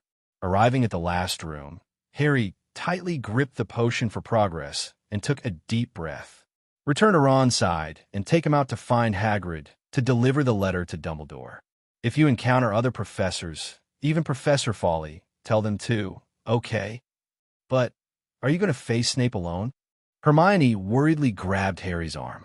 I shouldn't have agreed to let you come here. Leave the Philosopher's Stone to Snape. How could you think like that? Harry looked puzzled by Hermione's retreat. I've been thinking about a question all this time. Why does Snape want to steal the Philosopher's Stone? For gold or immortality, right? That's what I thought too. Until tonight, Hermione showed an extraordinary shrewdness. You said Professor Quirrell mentioned the Master and relied on unicorn blood to survive. In the wizarding world, who fits this description? Harry swallowed and frowned, expressing the vague answer in his heart. You mean Voldemort? Yes. Only he would want to get the Philosopher's Stone and then resurrect. But isn't he already dead? Hermione shook her head gently. I don't know, but whether he is or not, I can't let you take this risk. Harry, however, smiled lightly. If it really is Voldemort, then shouldn't I go and stop him? Seeing Harry's firm determination, Hermione found herself unable to dissuade him. Well, since you insist on doing this, take this with you. She stuffed 2 badges into Harry's hand. What's this? These are Ron's and my ironclad charm badges, as well as your own. Make sure to wear them. Although powerful magic can penetrate the ironclad charm, if my understanding is correct, when you're in danger, these 3 badges will work together, especially Ron's. Harry stared blankly at the badge in his hand. Then why didn't Ron use this badge when he was on the chessboard? Hermione blinked, and her eyes instantly moistened. He said, only a hero like you deserves to use it. When you go back, remember to tell him for me. Speak louder. Harry sniffed and said firmly, he's more of a hero than anyone I've ever met. Tears streamed down Hermione's face uncontrollably as she hugged Harry tightly. And you're the bravest person in my heart too. But let's leave that sentence for you to say to him in person. After saying this, they didn't linger anymore and went to opposite ends of the room. Tewell watched from the side, his mouth twitching. This scene was made out to be like a farewell to life. He really wanted to go up and knock on Hermione's head. Don't casually set such flags. However, he didn't expect that his words could be analyzed so deeply by Hermione. She truly deserved to be the wisdom backbone of the trio. After Harry entered the next room, he quickly sent out an invisible red light, accurately hitting Hermione, causing her to faint directly on the ground. I can't let you leave so soon. Tewell lifted her onto the table and rearranged flames at the 2 doorways of the room. But this time, he used his own fire, enhanced by the fierce flames. After doing all this, he suppressed the excitement in his heart and slowly walked in. Although the Philosopher's Stone no longer had the effect of slowing the curse for him, it could help Voldemort's soul and the Horcruxes shape a barely usable body. The thought of having a Dark Lord as a subordinate excited Tewell. The same room, but this time the protagonists were Quirrell and Harry. Oh, and Voldemort. However, Quirrell seemed very impatient, blurting out crazily. Snape? He sneered. That idiot was played around by me and Fawley. Of course, Fawley is an idiot too. Harry, wearing the 3 badges, was fearless. I won't allow you to speak ill of Professor Fawley.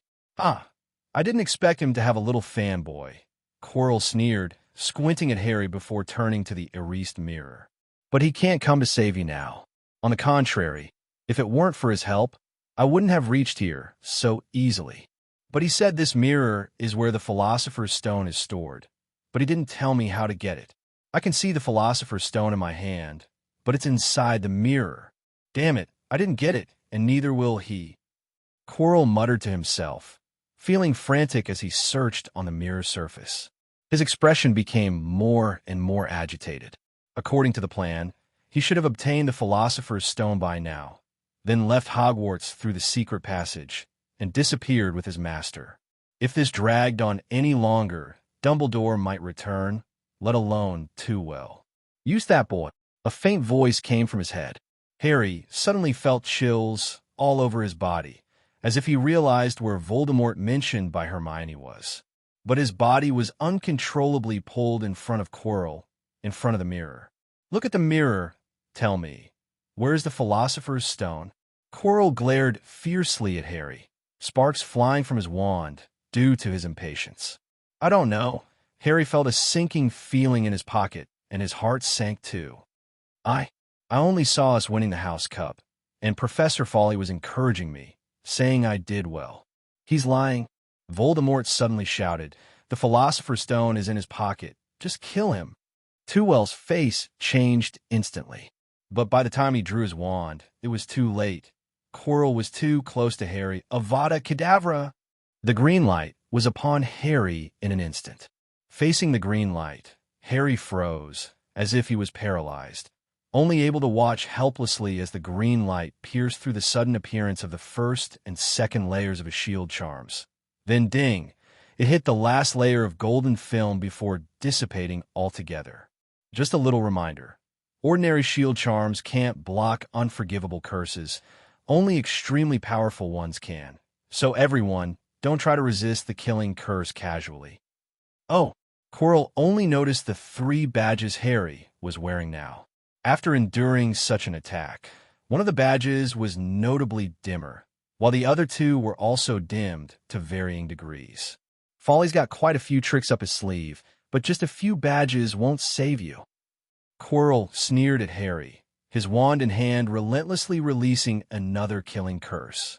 Under the shadow of death, Harry trembled all over, trying twice before he managed to draw his wand, but he could only watch as the shield charms on his body were broken.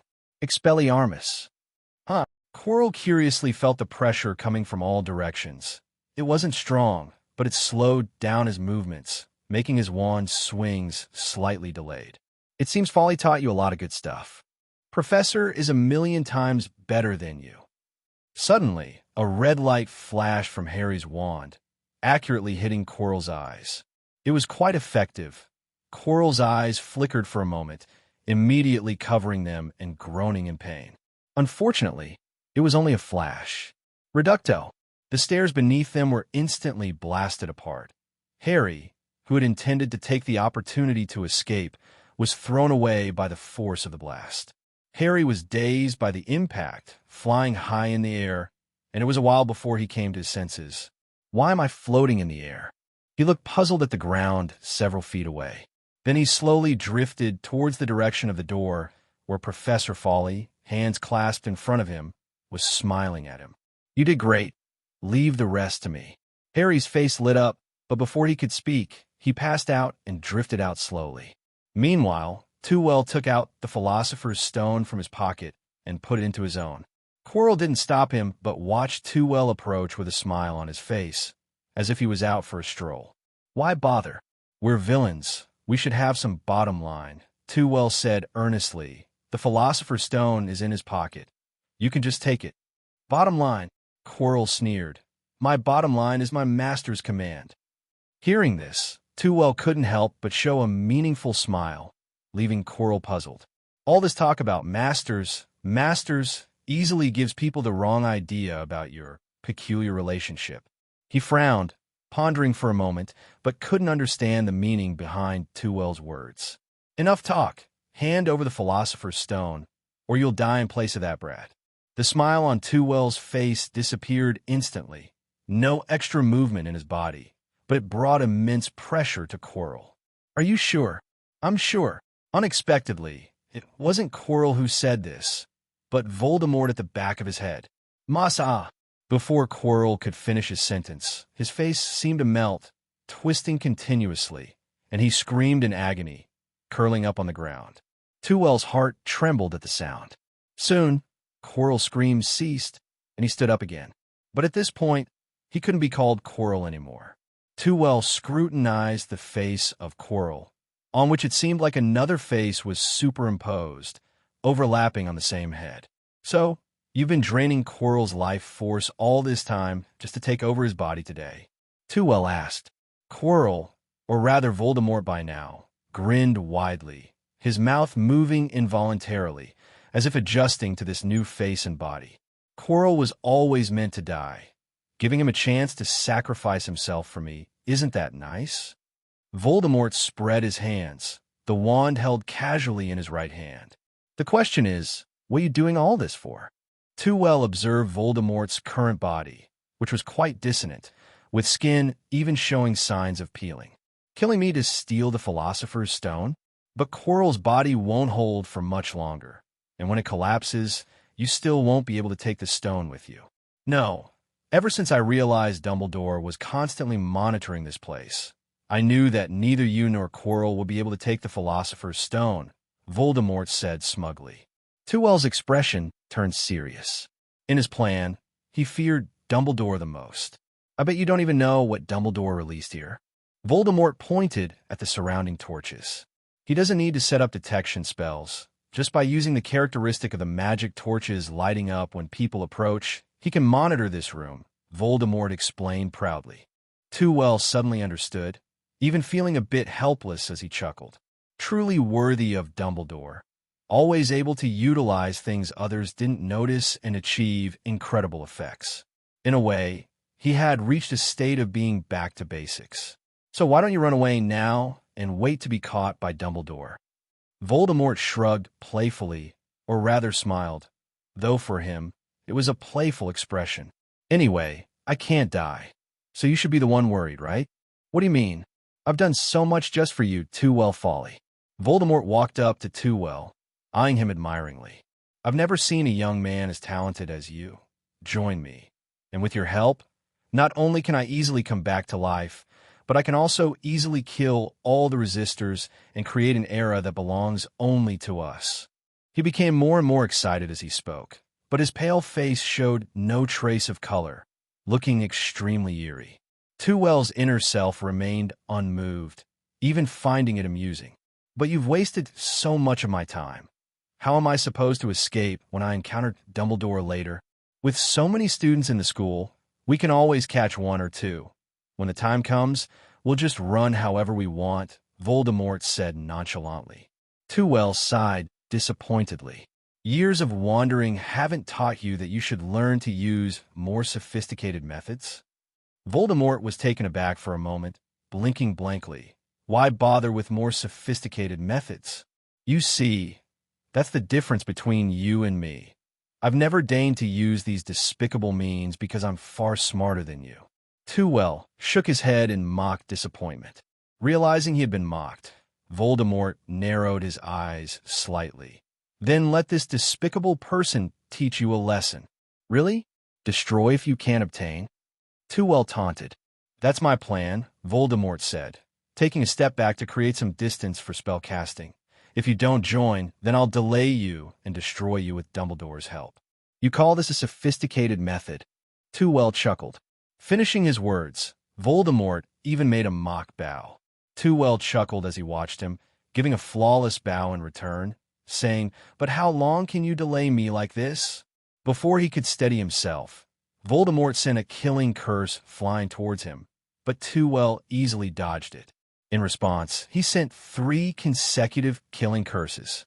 Meanwhile, at Voldemort's feet, the stone slabs seemed to melt away, instantly transforming into a swamp.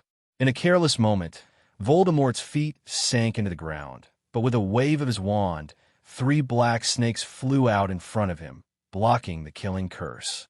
He continued to brandish his wand, and a snake head made of mud lifted him up from the swamp.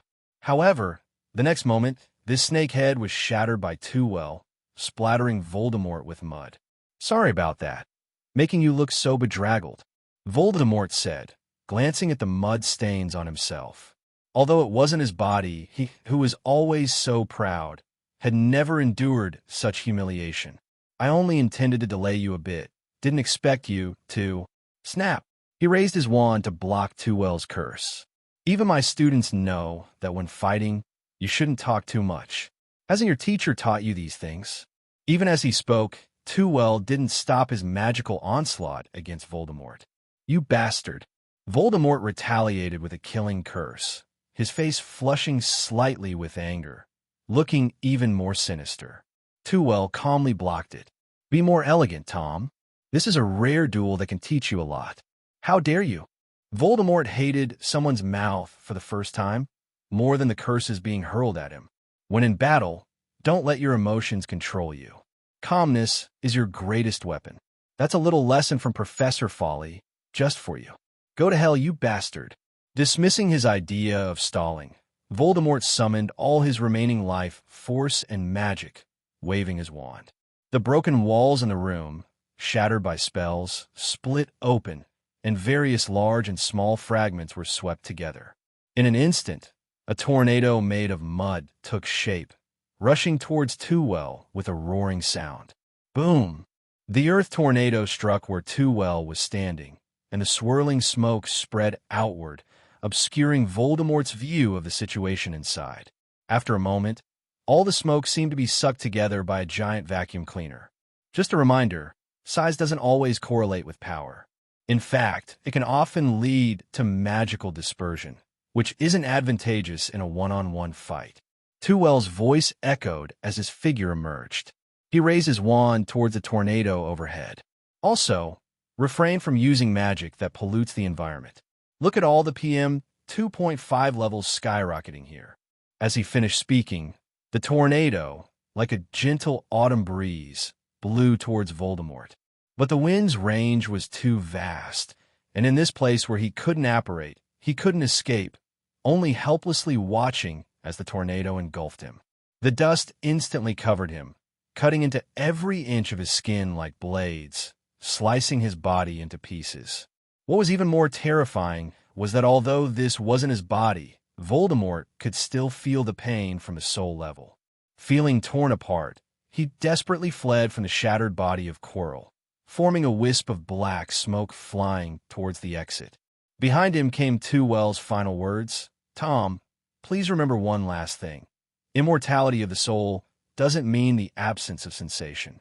In fact, the soul state can make you experience even more unbearable pain. Watching Voldemort flee in disarray, Tewell shook his head helplessly, unsure if a student had absorbed his teachings. But having been a teacher for only half a year, he was surprised to find himself so accustomed to imparting knowledge to others. He casually glanced at the ashes that had once been Quirrell, unable to distinguish bone from dust. Wow, I'm really dedicated to my job. I'd like to ask Professor Fawley, when can I also have a lesson from you? Tewell looked helplessly up at Dumbledore, standing above. The headmaster lacked his usual kindly demeanor, instead gazing at him with indifference, his hands naturally hanging down, his wand tapping against his thigh, emitting a smoky scent. Despite his seemingly effortless posture, it exuded immense pressure. Yet, Tewell felt a hint of pride.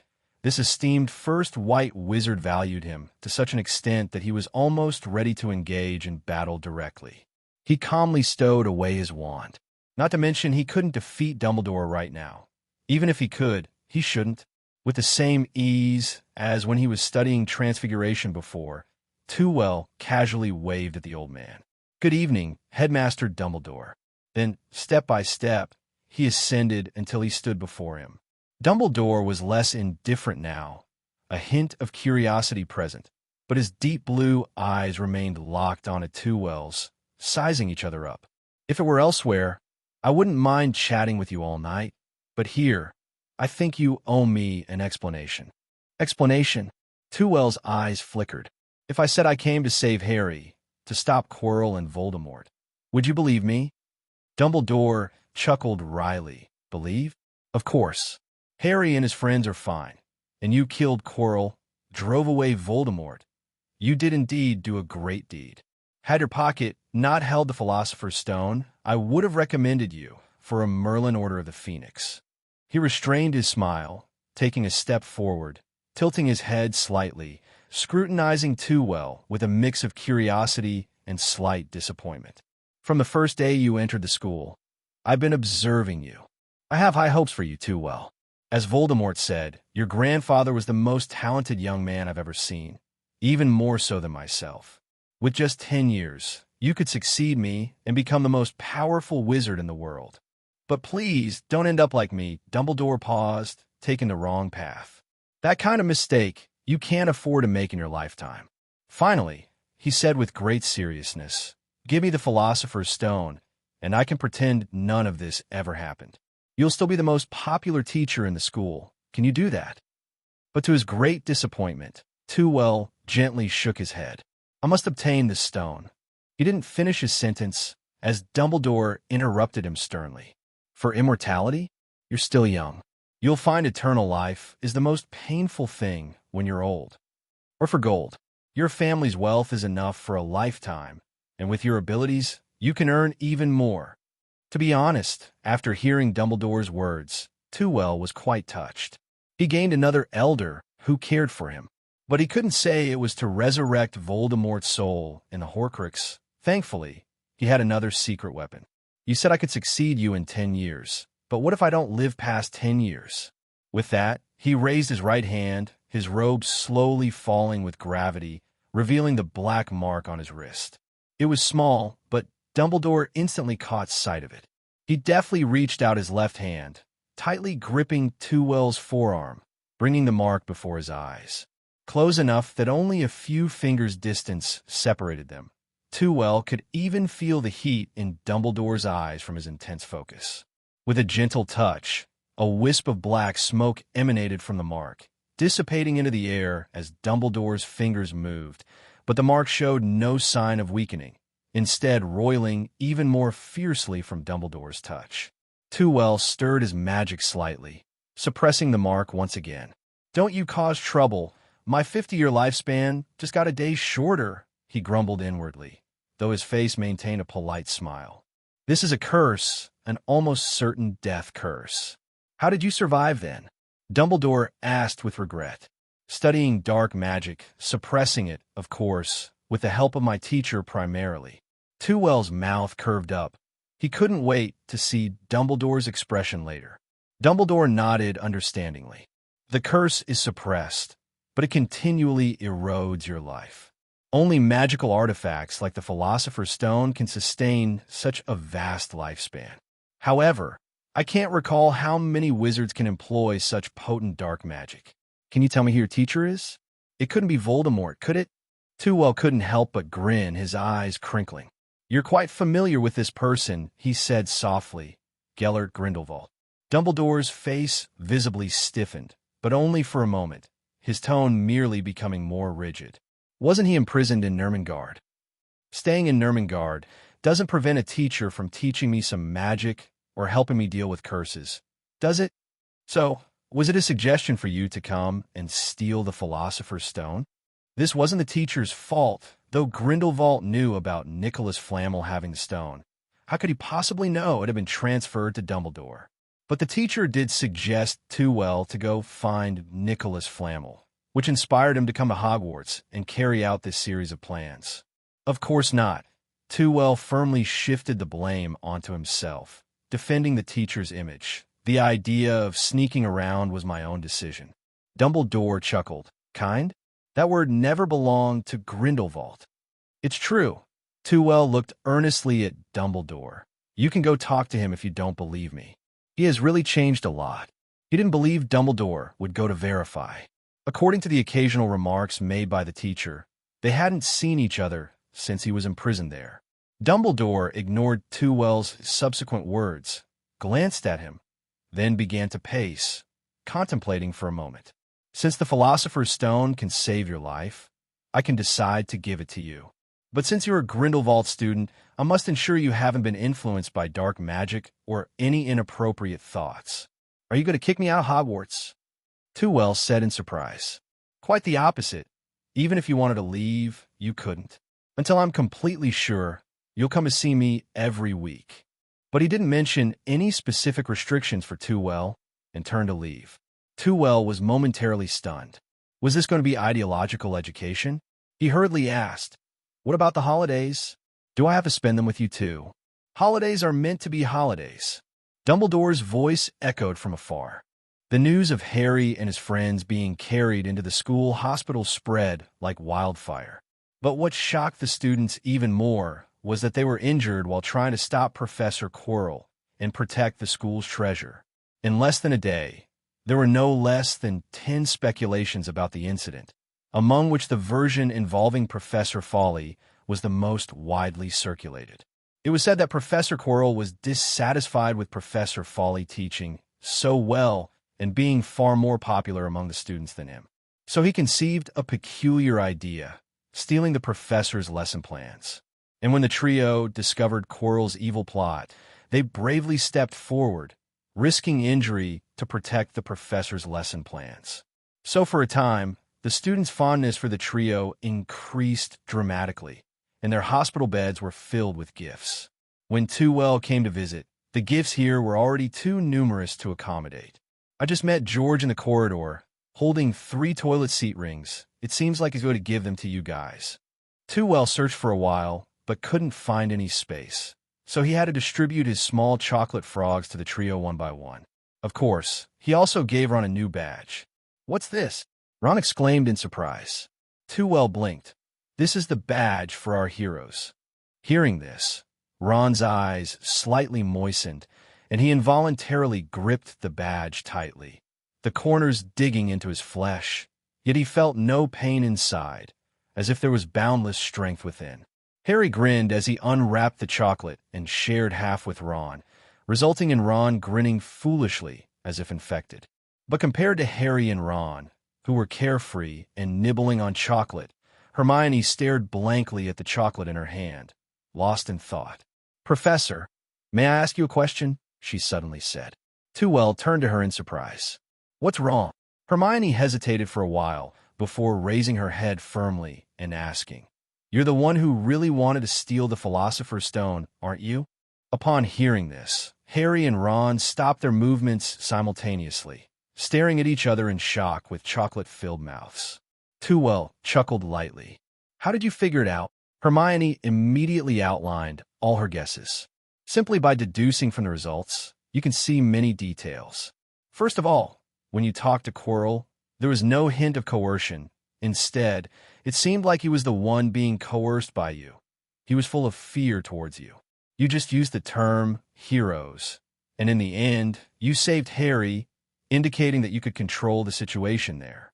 Maybe you've been waiting there all along, waiting for Quirrell to help you get the Philosopher's Stone. The most crucial point is that last night, Harry and they heard two loud noises, but I only heard the second one, indicating that the sound was in their minds, much like a magic you've used, the purpose of which was to make them panic, but not let them encounter other professors."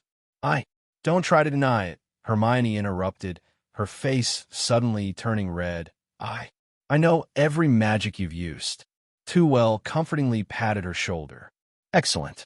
I never thought such a meticulously planned scheme would have so many flaws exposed by you. I have to say, you're the smartest little witch I've ever met, Hermione." Hermione blushed even redder and stammered, "Please don't say that. I just like to read some books, completely unlike Ron and Harry, who are so brave. On the contrary, if it weren't for you saving Harry in the end, I wouldn't have thought of these things." Harry and Ron were speechless. The two of them were being modest here, but what they wanted to see was Professor Fawley's plan. "Why did you want to steal the Philosopher's Stone, Professor?" "For immortality," Harry asked cautiously. "Or for gold?" Ron chimed in. "Neither." Fawley smiled and shook his head. "That's not something you should be concerned about. Just know that I did want to get my hands on the Philosopher's Stone." But Harry glanced around the ward carefully before speaking softly. "With things as they are now, can you still get the Philosopher's Stone? Do you need our help? I'm really good at chess." Ron added in a hushed tone, as if conspiring. Hermione rolled her eyes impatiently at the antics of the two. "Since the professor has appeared openly here, it means that Headmaster Dumbledore already knows about this," she pointed out, nodding towards Fawley. Fawley nodded in agreement, looking relieved. "Yes, so I appreciate your willingness to help, but I must remind you, it's best not to break the rules.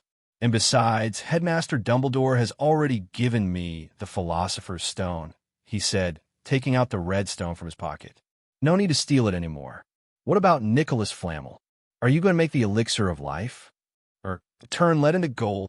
The three of them looked at the Philosopher's Stone in surprise, jumping up from their beds with their unique questions. "Headmaster Dumbledore will explain the situation with Nicholas Flamel to you.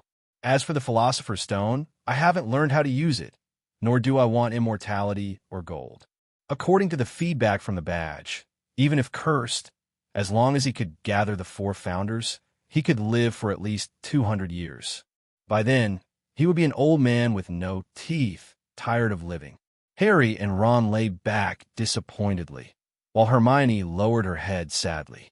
She had already realized the fate that awaited the Flamel couple. Death is more like a peaceful sleep for some people. "What we should give is respect," Fawley whispered in her ear. "All right, eat the chocolate. Both of you have been under my sleeping spell, and although I've controlled it well, forgive my arrogance. My magic seems to be a bit too powerful," he said as Harry and Hermione yawned as if they had been cursed. Originally, the sleeping spell was a simple spell, and waking up was as simple as undoing the spell. But Fawley's spell was too powerful, and the two of them had weak magical resistance, leaving them with temporary drowsiness as an aftereffect. Ironically, after all this, Ron, who was the most severely injured, didn't suffer any after effects. He could be discharged from the hospital after resting for just one day. At that moment, there was suddenly a commotion outside the door. "Let us in, Percy. I know they're awake already. The problem is, can you guys put down those dirty toilet seat rings?" Percy's angry shout drowned out the twins' defense, audible even in the ward. After a minute, the three of them walked in playfully, with the twins' hands now empty. Professor," Percy immediately switched to a serious tone, not even acknowledging the twins pinching his face. "We didn't know you were here." "No need to be formal, but it's also time for me to leave," Fawley said. Percy suddenly stopped Fawley. "Wait, Professor. What's wrong?" Fawley looked at him curiously, wondering why the young wizard had so many questions now. "Well, our previous defense against the dark arts professors usually only taught for a year, so do you have any plans for the future?" Different from the first-year trio, who were still a bit clueless, Percy and his friends had known the characteristics of this subject for a long time. They looked at Fawley reluctantly. "Don't worry, I don't plan to leave Hogwarts for at least a few years," Fawley smiled in response. "Hurrah!" The twins cheered loudly, even attracting Madame Pomfrey's attention. "This is the hospital wing. Please keep it down," she admonished. Percy took the opportunity to press down on his brothers' heads. "Sorry, we'll keep it down." As soon as Madame Pomfrey left, he looked at Fawley again. "Professor, do you know what happened to Professor Quirrell?" "Quirrell? Well, at least he won't have the chance to teach you guys again. The way he turned out, even Fawley couldn't find enough materials to piece him back together. Although we joked about it being the same with or without Quirrell, not having a professor to teach was a different matter." Percy couldn't help but sigh and said, "All right, shall we study as usual then?" "No, I will temporarily take over Quirrell's position and be in charge of the whole school's defense against the dark arts." "Hooray!" Fawley's words hadn't finished yet when Percy, just like the twins, loudly cheered. "I'm going to tell everyone about this." Excitedly, he cheered while quickly running towards the door. "Wait, Percy, didn't we agree to visit little Ronnie?" George shouted. "Forget it." It said that shortly after Tewell left the infirmary, Dumbledore also came over and chatted with the trio for a while. But that wasn't his concern because news of him taking over Quirrell's position had spread throughout the castle. Percy, using his prefect connections, only took one evening to notify all the senior students. So, from early morning, the students about to have class stared at Professor Tewell with wise eyes and smiles on their lips. Tewell could even see a hint of sparkle in them. So when he entered the classroom, it was naturally filled with exceptionally excited fifth-year students. It was their first time in this bright and clean large classroom, with a faint scent of lemon. In the past, senior students had classes on the fourth floor, where the air was filled with a pungent smell of garlic. Comparing the two, the students seemed to have been hit by a forgetfulness charm, instantly forgetting the name of their previous professor. "I suppose you all already know that I will be in charge of the classes for the second half of the year," Tewell said, walking in with a large bundle of papers. "I must say, I'm delighted to see you all so enthusiastic." The students puffed up their chests, proudly lifted their heads. After all, this was the professor's first class with them, and they couldn't let the younger students look down on them. "Professor, what about next year's classes?" Percy, emboldened by his familiarity, dared to ask. "That depends on the school's arrangement, but I hope to have another professor to help share the teaching duties with me. After all, teaching you all is quite taxing, and I must be careful not to let my lesson plans be stolen again." The students burst into laughter. After 2 days of discussion, along with some partial truths spreading from Ron's mouth, everyone realized that the lesson plans were far from reasonable. But Tewell raised his voice, covering their laughter. "I think you also know that as fifth-year students, your biggest task this year is OWLS. Given my predecessor didn't do so well, I will spend the next few months reviewing the exam content with you. The time is tight. The task is heavy. I hope you can all muster up the spirit. I also hope to see you all in next year's NEWT classes, okay?" "Okay." The students roared with enthusiasm. Although they didn't want to review, considering the unprofitability of the past 6 months of interesting courses, they realized it was better to work hard this half year. After all, once they entered the NEWT classes, they could continue with the professor's lessons for 2 more years. Comparing the two options, they clearly knew which one was lighter and which was heavier. Do you really think we're just a bunch of foolish lions, eagles, only capable of making a mess, studying to death? The students from both houses glanced at each other, revealing smug smiles. Tewell was pleased with the students' cooperation and waved his hand. Very well, since that's the case, let's put away our wands and start the exam. The thick stack of papers he brought flew onto the students' desks. You have 2.5 hours. Do as much as you can, give up on what you can't do, and fill in as much as you know. Unlike the exams for lower year students, their exams included content from the past 5 years. Of course, the focus was on the OWL exam content, primarily to assess the students' mastery of these topics. Ahem. Actually, these were questions Tewell summarized while preparing the 5th-year curriculum. Although he had taken similar exams before, he hadn't specifically prepared for this. After all, exams weren't something you could pass just because you had hands, right? Oh, since Tewell didn't have hands anymore, no wonder the students he taught performed so poorly. After 2.5 hours, Tewell glanced casually and found many mistakes on the first paper. And that was just the content for lower years. In OWLS, regardless of which theoretical exam you take, it'll take a whole morning. Practical exams are scheduled for the afternoon. So, who can tell me what this means? This time, Percy raised his hand. Professor, it means that the theoretical exam and the practical exam are equally important. Yes, equally important. Tewell waved his wand, and a wisp of white mist drifted out from the tip, faintly forming a chubby figure. This is the Patronus charm, which can help you earn extra points in the practical exam. However, if you perform poorly in the theoretical exam, these extra points become meaningless. From my observation, everyone's scores in the practical exam won't differ much, but the gap is widened by the theoretical exam, so you must take it seriously. The students' hopeful expressions instantly dimmed. The recent exam had dealt a heavy blow to their confidence. The difficulty of the paper wasn't high, but it covered a wide range of topics. So few could complete it all, and even those who did mostly guessed. You don't need to be discouraged. There's still about 4 months until the exam. I'll make the most efficient use of our class time to help you achieve good results without affecting other subjects, Tewell reassured them. It's okay if it does. As long as we can get into the professor's NEWT classes, a boy shouted.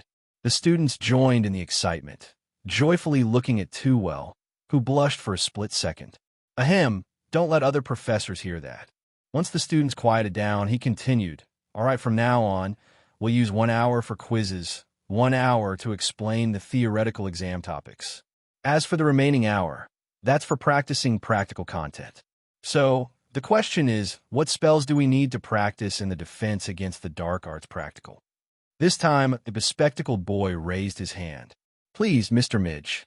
Based on my summary of the past few years' exam content, it's mainly divided into curse-breaking, defensive spells, and protective spells against magical creatures.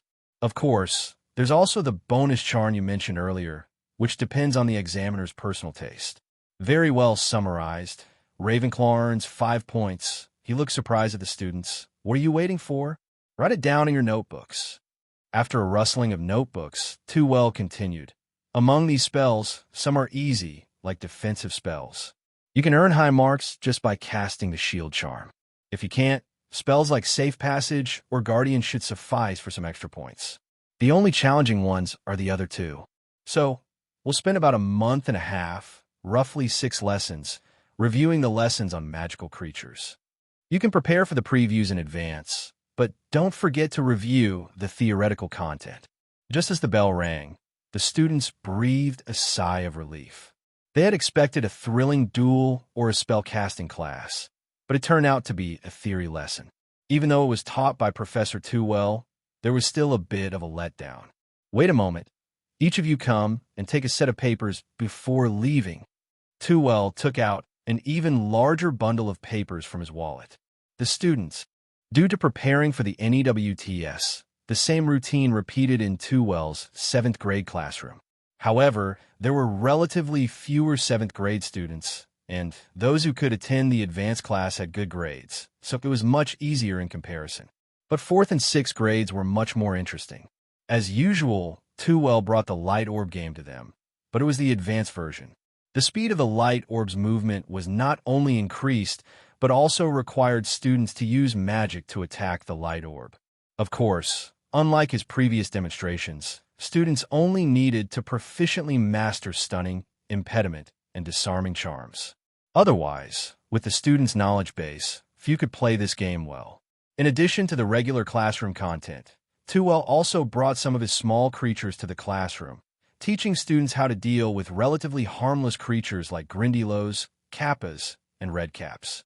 Compared to the dull classes taught by Professor Quirrell before, students instantly realized the difference between professors might be even greater than the difference between them and pigs. After finishing the weekly Dumbledore's Ideological Education class, Tewell spent some extra time taking out the treasures from the Room of Requirement. After doing all this, he leisurely walked toward his office. To be honest, he regretted agreeing to Dumbledore, taking over the classes for all 7 years. Now, he had to spend at least 7 hours a day teaching students, excluding breaks, leaving him with little time to research the Philosopher's Stone and Horcruxes. Next school year, the headmaster must find another defense against the dark arts professor to share his workload. Otherwise, even Voldemort would be too tired to conquer the world. Grumbling loudly in his mind, Tewell entered his brightly lit office, filled with the rustling sounds of quick writing. These sounds came from 2 rough mannequin hands holding quills without facial features, sitting in the corner of the room, continuously grading papers. However, they mostly graded multiple choice and judgment questions, and Tewell still had to personally handle the essay questions. Because distinguishing the content of text was much more difficult than he imagined. After all, the mannequins lacked real intelligence and could only recognize the meaning of complete sentences. If the words were changed, they couldn't discern them, unless he controlled them himself, fully concentrating on controlling the mannequins. But what's the difference between that and grading the papers himself? Throwing the crown on the desktop, Tewell glanced at the papers graded by the mannequins for a while, confirming their accuracy before focusing on dealing with the Horcruxes. He decided to follow the teacher's advice and adopt a survival-of-the-fittest approach, only keeping the Horcruxes he could control. Now, there were 3 magical items in front of him: the crown, the ring, and the Philosopher's Stone. The Philosopher's Stone faintly emitted a trace of vitality, bringing a bit of vigor to the several evil souls in the office. The crown looked old-fashioned. If it weren't for sensing that it was absorbing vitality, one would think it was just an ordinary crown. But the ring was different. It seemed to sense the aura of the Philosopher's Stone and couldn't help but speak out. "Tewell, my good friend, I knew you wouldn't forget about me," the ring said in a cheesy tone. "Actually, there's no need to rush. You've been so busy lately, it wouldn't hurt to deal with me when you have some free time." "You're right," Tewell suddenly realized, picking up the ring and throwing it into the drawer. "I'll deal with you when I have some free time." Tewell, U% at hashtag. Closing the drawer, the world returned to calmness. Tewell then picked up the crown and carefully examined it. The most conspicuous feature was the green gemstone engraved in the center, held by an eagle, resembling an insightful eye. The bright gold on the crown seemed to have oxidized, becoming dull. But what remained unchanged was the famous Ravenclaw motto engraved on the base: "Wit beyond measure is man's greatest treasure." The decay marks on the crown were not left by time, but were eroded by the lingering dark magic from Voldemort's creation of the Horcrux. Legend had it that Rowena Ravenclaw cast a spell on it that could increase the wearer's wisdom. Whether it was due to being a Horcrux or not, Tewell didn't feel even a bit of what could be considered positive magic in it. Or perhaps, do I need to wear it to feel it? Tewell gently placed the crown on his head. Filled with anticipation, the smile vanished. His face became dull. "I believed in you, damn it."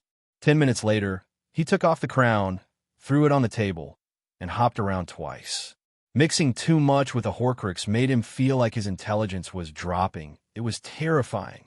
But with just one toss, the soul of Voldemort inside the crown was provoked. Child, put me back on your head, and this time I will let you experience the feeling of increased wisdom. Tewell solemnly placed the crown in front of him and then took out his wand. I've heard that before, 7 years ago. Remember to come up with something more original next time. Heard it before? Tewell didn't answer, but instead pressed his wand against the green gemstone on the crown. Wait, what are you doing? As magical energy surged from the tip of the wand, a small strand of Voldemort's soul was pulled out, like a black thread floating in the air. The already fragmented soul was once again stripped, the crown continuously emitting piercing screams, still carrying traces of dark magic, trying to influence Tewell's mind. And indeed, he was affected. Let your little buddy teach you the rules of being a professor of folly. Tossing the crown into a drawer, Tewell focused on dealing with this fragment of soul. As if he had experienced it countless times, he skillfully took out a small dish, infused it with magic, created a hollow environment, and then placed the soul fragment inside. Immediately, Voldemort's face appeared in the dish. More mature and sinister than the ring, devoid of the scholarly air of the ring, it already had a faintly crazed appearance caused by the fragmentation of the soul. Kid, I didn't expect you to dare to study souls. Voldemort's voice was somewhat distorted. The soul fragment was too few, and it couldn't have independent thinking ability like a complete Horcrux. It was somewhat similar to a portrait in a frame, only able to repeat memorized words. So, Tewell had heard such words countless times already. Yes, Mr. Dark Lord. I have no interest in delving deeper into dark magic, nor do I have any interest in splitting my soul to achieve immortality. Tewell replied nonchalantly, although Voldemort hadn't asked yet. Then, when he fell into a memory confusion of not knowing what to do, he inserted his finger and mixed it with the soul. Mr. Tom Riddle, a flickering blue-purple flame danced on his fingertip. May I ask if you are willing to pledge your loyalty to me? The soul of Voldemort instantly churned, although the flame kept transmitting a scorching, tingling sensation to him. He still gathered all his strength and roared. Fool! Snap! Tewell flattened him, shaking his hand with some disdain. He had expected this. Voldemort was too proud to yield so easily. But that was okay. He had plenty of time to experiment slowly. Just as Professor Tewell was about to continue his research on Horcruxes. Knock, knock. Suddenly, there was a knock at the door. Professor, I have some doubts, and I'd like to consult with you. Are you in there? It was Percy's voice, but there was a hint of confusion in his tone. But wasn't this just what he was waiting for? Tewell eagerly tidied up his things, though the dark, magical aura of the Horcrux lingered, making it difficult to clean up. After hastily straightening up, he personally went to open the door. Come in, he said, patting Percy's shoulder and leading him to sit down. Tea or pumpkin juice? Pumpkin juice will do. The professor's fondness for pumpkin juice had become a common secret in the Gryffindor common room, and many students preparing for exams would drink it, as if it could give them strength. Percy, of course, didn't believe in such superstitions, but since he was here, he didn't mind catering to the professor's taste. But the professor seemed quite pleased, pouring him a full glass of pumpkin juice with his own hands. Thank you. Watching Percy take a sip, Tewell finally began the conversation. How's your adjustment to classes been lately? Percy immediately recalled the fear of being dominated by exams. Although he could take his time with the post-class exams, they were still difficult. The same topic could yield more than a dozen different questions, each hiding various traps. However, practical exercises were much smoother, so he swallowed and said, I've become much more proficient in magic. I can now dismantle spells much faster, and I've mastered quite a few silent spells. Tewell nodded in satisfaction. Even if Percy chose all 12 subjects, he could still be the top student in his year, arguably the most outstanding student in this cohort. Silent spells are content for 6th years. If you can use them in exams, you'll shock all the examiners and easily get the best O. Percy revealed a proud, yet restrained smile. I have to thank you for your guidance. But can your body handle it? I heard you plan to get all 12 certificates, which is no easy task. Tewell handed him a piece of chocolate. To be honest, I can't quite understand this behavior. In my opinion, choosing the subjects that best achieve one's goals is the best approach. Percy took the chocolate, his fingers rustling against the packaging, making a crisp sound. Because I don't know what my goal is, he said weakly. Oh, choosing all subjects because he didn't know his goal, to prevent missing out on anything. Was this the straight A student he had pegged him to be? Tewell's interest was piqued. I remember Professor McGonagall did career guidance for you all, didn't she? Or did you not decide firmly? Percy nodded and shook his head in confusion. I told Professor McGonagall that I wanted to work in the Ministry of Magic, and she gave me a lot of practical advice. But now, I feel like even in the ministry, I can't solve my troubles. Can it make you so confused? Would you mind telling me what kind of trouble it is? It's because of my family, Percy said with a complex tone. You might have learned from Ron that our family isn't wealthy. Even though my father is so diligent. Well, he's a bit of a slacker, but he really loves his work. My mother does too, working hard to take care of our 7 children. But with such hard-working parents, they have to worry about Ron's wand, and they're anxious about the school fees for my younger sister, who's about to start school. When he got to the point of excitement, Percy's face flushed red, his hands clenched tightly into fists. I don't understand. Why is it that those seemingly bad, pure-blood families can enjoy wealth that we could never accumulate in our lifetimes, moving in the highest echelons of power in this country, while my 2 clever, capable brothers can only linger on the fringes of the magical world, doing obscure jobs and earning meager wages? My father has put in so much effort, yet he can only remain at the bottom of the Ministry of Magic. It's not fair. Must I necessarily ascend to the heights of power to escape such a fate? Finally, he slammed the desk hard, making a deafening noise, and the pumpkin juice splattered everywhere. Percy was startled by his own rude action. I'm sorry, Professor, I got carried away. He was about to wipe the pumpkin juice with his hand, but Tewell stopped him, using magic to clean up the mess. I understand how you feel. To be honest, I don't understand what's happening in the wizarding world right now either. The wizarding world? Percy was puzzled. He had only been thinking about his own small family and hadn't extended his thoughts to the entire wizarding world. Yes, the wizarding world. Tewell looked meaningfully into his eyes. If a society cannot give its hard workers the wealth they deserve, it's not the fault of the hard workers, but the fault of the society itself. Percy was intimidated by the intense gaze, blinking his eyes nervously. But my father isn't actually that diligent. He doesn't work properly. He spends all day tinkering with Muggle gadgets, playing with rubber ducks, tinkering. But what about your brothers? Even if I haven't met them, I've heard about their performance at school, which is no less than yours. Tewell leaned forward, his expression becoming increasingly serious, his gaze piercing as if there were needles in it, making Percy unable to meet his eyes directly. Or are you also wanting to be like your brothers, who, despite having good grades, can only be like nameless foot soldiers, at the mercy of those who are incompetent? Percy, there's something wrong with the wizarding world, and your hard work won't be able to change it. Just as you said, for pure-blood heirs like me. I'm not talking about you.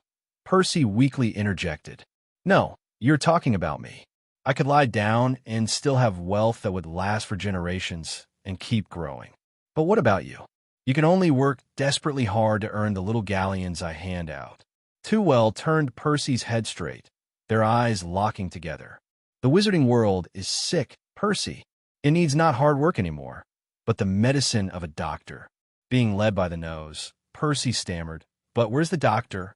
Right here, Percy. Right in this office, Tewell said with a seductive smile, speaking softly. We are the pioneers who have realized this problem first, and the wizarding world is waiting for us to change it, to make it healthier and better. Tewell's words contained so much information that Percy's head was spinning. It wasn't until the dummy exam papers were all marked that he came back to her senses. But even if we realize this problem, what can we do about it? We can't just plunder the wealth of the rich, can we? Percy looked at Tewell seriously, not realizing that subconsciously she had lumped himself and Tewell together. Of course not. Tewell laughed happily. Even if you wanted to, I wouldn't allow it. After all, I'm one of the wealthy ones. The problem with the wizarding world isn't the existing wealth, it's that there are too few channels to create wealth, or rather, they're too closed off. Closed off. Having grown up in the wizarding world, Percy couldn't understand why wizards would use the term closed off. Yes, closed off. Tewell pondered for a moment. Do you know when was the last time a completely new magic appeared in the wizarding world? I don't know. Tewell chuckled lightly. That's right, I don't know either. It could have been just a second ago, or it could have been 10 years ago. Then let me ask you, do you think there's any difference between your life 10 years ago and your life now? Percy furrowed her brow, trying to remember. He was only 6 years old 10 years ago, so her memories weren't completely gone, but they weren't very clear either. After a moment, he said hesitantly, Did new brooms come out? Tewell nodded non-committally. Anything else? Percy fell into deep thought again, but this time he couldn't come up with anything. I don't know. It seems like everything has always been the same. Maybe it's because the books my mom likes to read have changed. Or maybe it's because of the things your dad collects? Tewell offered a hint. Exactly, Percy exclaimed excitedly. The radio my dad collects has changed. It's become smaller and more delicate. Seeing Percy completely absorbed in her own thoughts, Tewell's expression began to grow solemn. Do you see it, Percy? We wizards are actually unchanging. All the changes depend on Muggles. They spent a few years making the radio smaller and more compact, but what have we been doing these past few years? Researching a new broom. But how many people can afford this broom? Unlike the radio, even your father could be its customer. That's why the wizarding world is so backward. The stage is too small. It can't accommodate great actors. Tewell strode over to Percy, pulling him up and holding her arms tightly. You are a very talented wizard, Percy. Every wizard like you should be shown to more people, not buried in a corner of the wizarding world. You deserve a better life. Percy, don't waste your talent. As if her heart had been pierced, Percy's dissatisfaction was laid bare for all to see. Her complaints, her resentments, all boiled down to her hatred of her talent not being given the stage it deserved, or rather, that none of her family had the stage they deserved. If, and it was a big if, he could command tens of thousands of people, wouldn't that power be greater than that of the Minister of Magic? But in a Muggle city, tens of thousands were just a small, inconspicuous town. But after the excitement, Percy suddenly thought of a fatal problem. But Professor, we can't show magic in front of Muggles, can we? Muggles shouldn't see magic, shouldn't? No, actually for the past 300 years, we couldn't do that, Tewell smirked. You mean the implementation of the International Statute of Wizarding Secrecy? Yes, as long as this law no longer exists, we can easily live in this world without having to hide like mice, Tewell stated. Clever Percy instantly realized Tewell's intentions and angrily shook off Tewell's hand. I don't allow you to have such thoughts. He couldn't bring himself to meet Tewell's gaze, so he averted her eyes. We cannot use magic to enslave anyone, even if they are Muggles. Having grown up in the wizarding world, especially with parents who were members of the Order of the Phoenix, he was familiar with Voldemort's theories of enslaving Muggles and half-blood wizards, and he was disgusted by them. At the same time, he felt some incredulous disappointment towards Tewell. But Tewell was quite satisfied with Percy's anger. If Percy had simply agreed, he would have doubted Percy's thoughts. Why would you think like that? I never see Muggles as slaves. On the contrary, I see them as friends we can play with together. What's wrong with showing our friends the wonders of magic, and in return, our friends can show us the power of technology? What's the problem with that? He opened her hands in a friendly gesture, speaking in a relaxed tone as if he were on an outing with friends, not discussing the issue of reforming the wizarding world. Percy turned her head, shocked, her mouth opening and closing several times without uttering a word. Are you suggesting cooperation? But won't Muggle electronic devices be interfered with by magic? It seems her mental defenses had been nearly destroyed, Tewell thought triumphantly. Do you know why? Percy shook her head blankly. I don't know either, but if we don't research it, we'll never uncover the secrets between magic and technology in our lifetime. But I'm just an ordinary student, possibly with good academic performance. How could I research such a big topic? Now it's just a matter of taking the final step, Tewell thought. We won't lack researchers. Tewell whispered gently in her ear. What we lack are reformers. As long as we break down the barriers between wizards and muggles, become close partners, there will be countless people to help us uncover the secrets of magic and technology.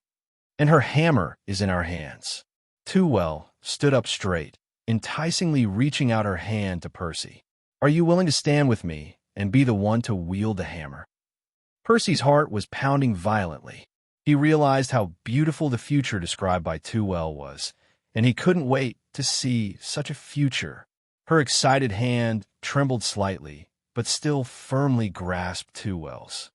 When Percy left the office, her head was still a bit dizzy. After shaking hands with the professor, he was so excited that he was almost hypoxic. Afterwards, they discussed many issues and plans in the wizarding world, and her brain had to work at high capacity to keep up with the professor's train of thought.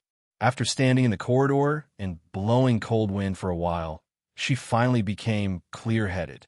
She also recalled the last words Professor Tewell left for him. This is a long-term goal, and the Ministry of Magic will be our biggest target for now. So I hope you can work there after graduation, but before that, please be sure to keep the secret. After standing still for a while, she walked back to the common room without hesitation. Little did he know, Tewell was standing behind the seemingly transparent door, staring at him intently. What a naive child, the ring sighed. Aren't you afraid he'll report to Dumbledore? I see her heart clearly. Tewell's face was buried in the darkness, saying lightly, It's so pure that I could grasp it lightly.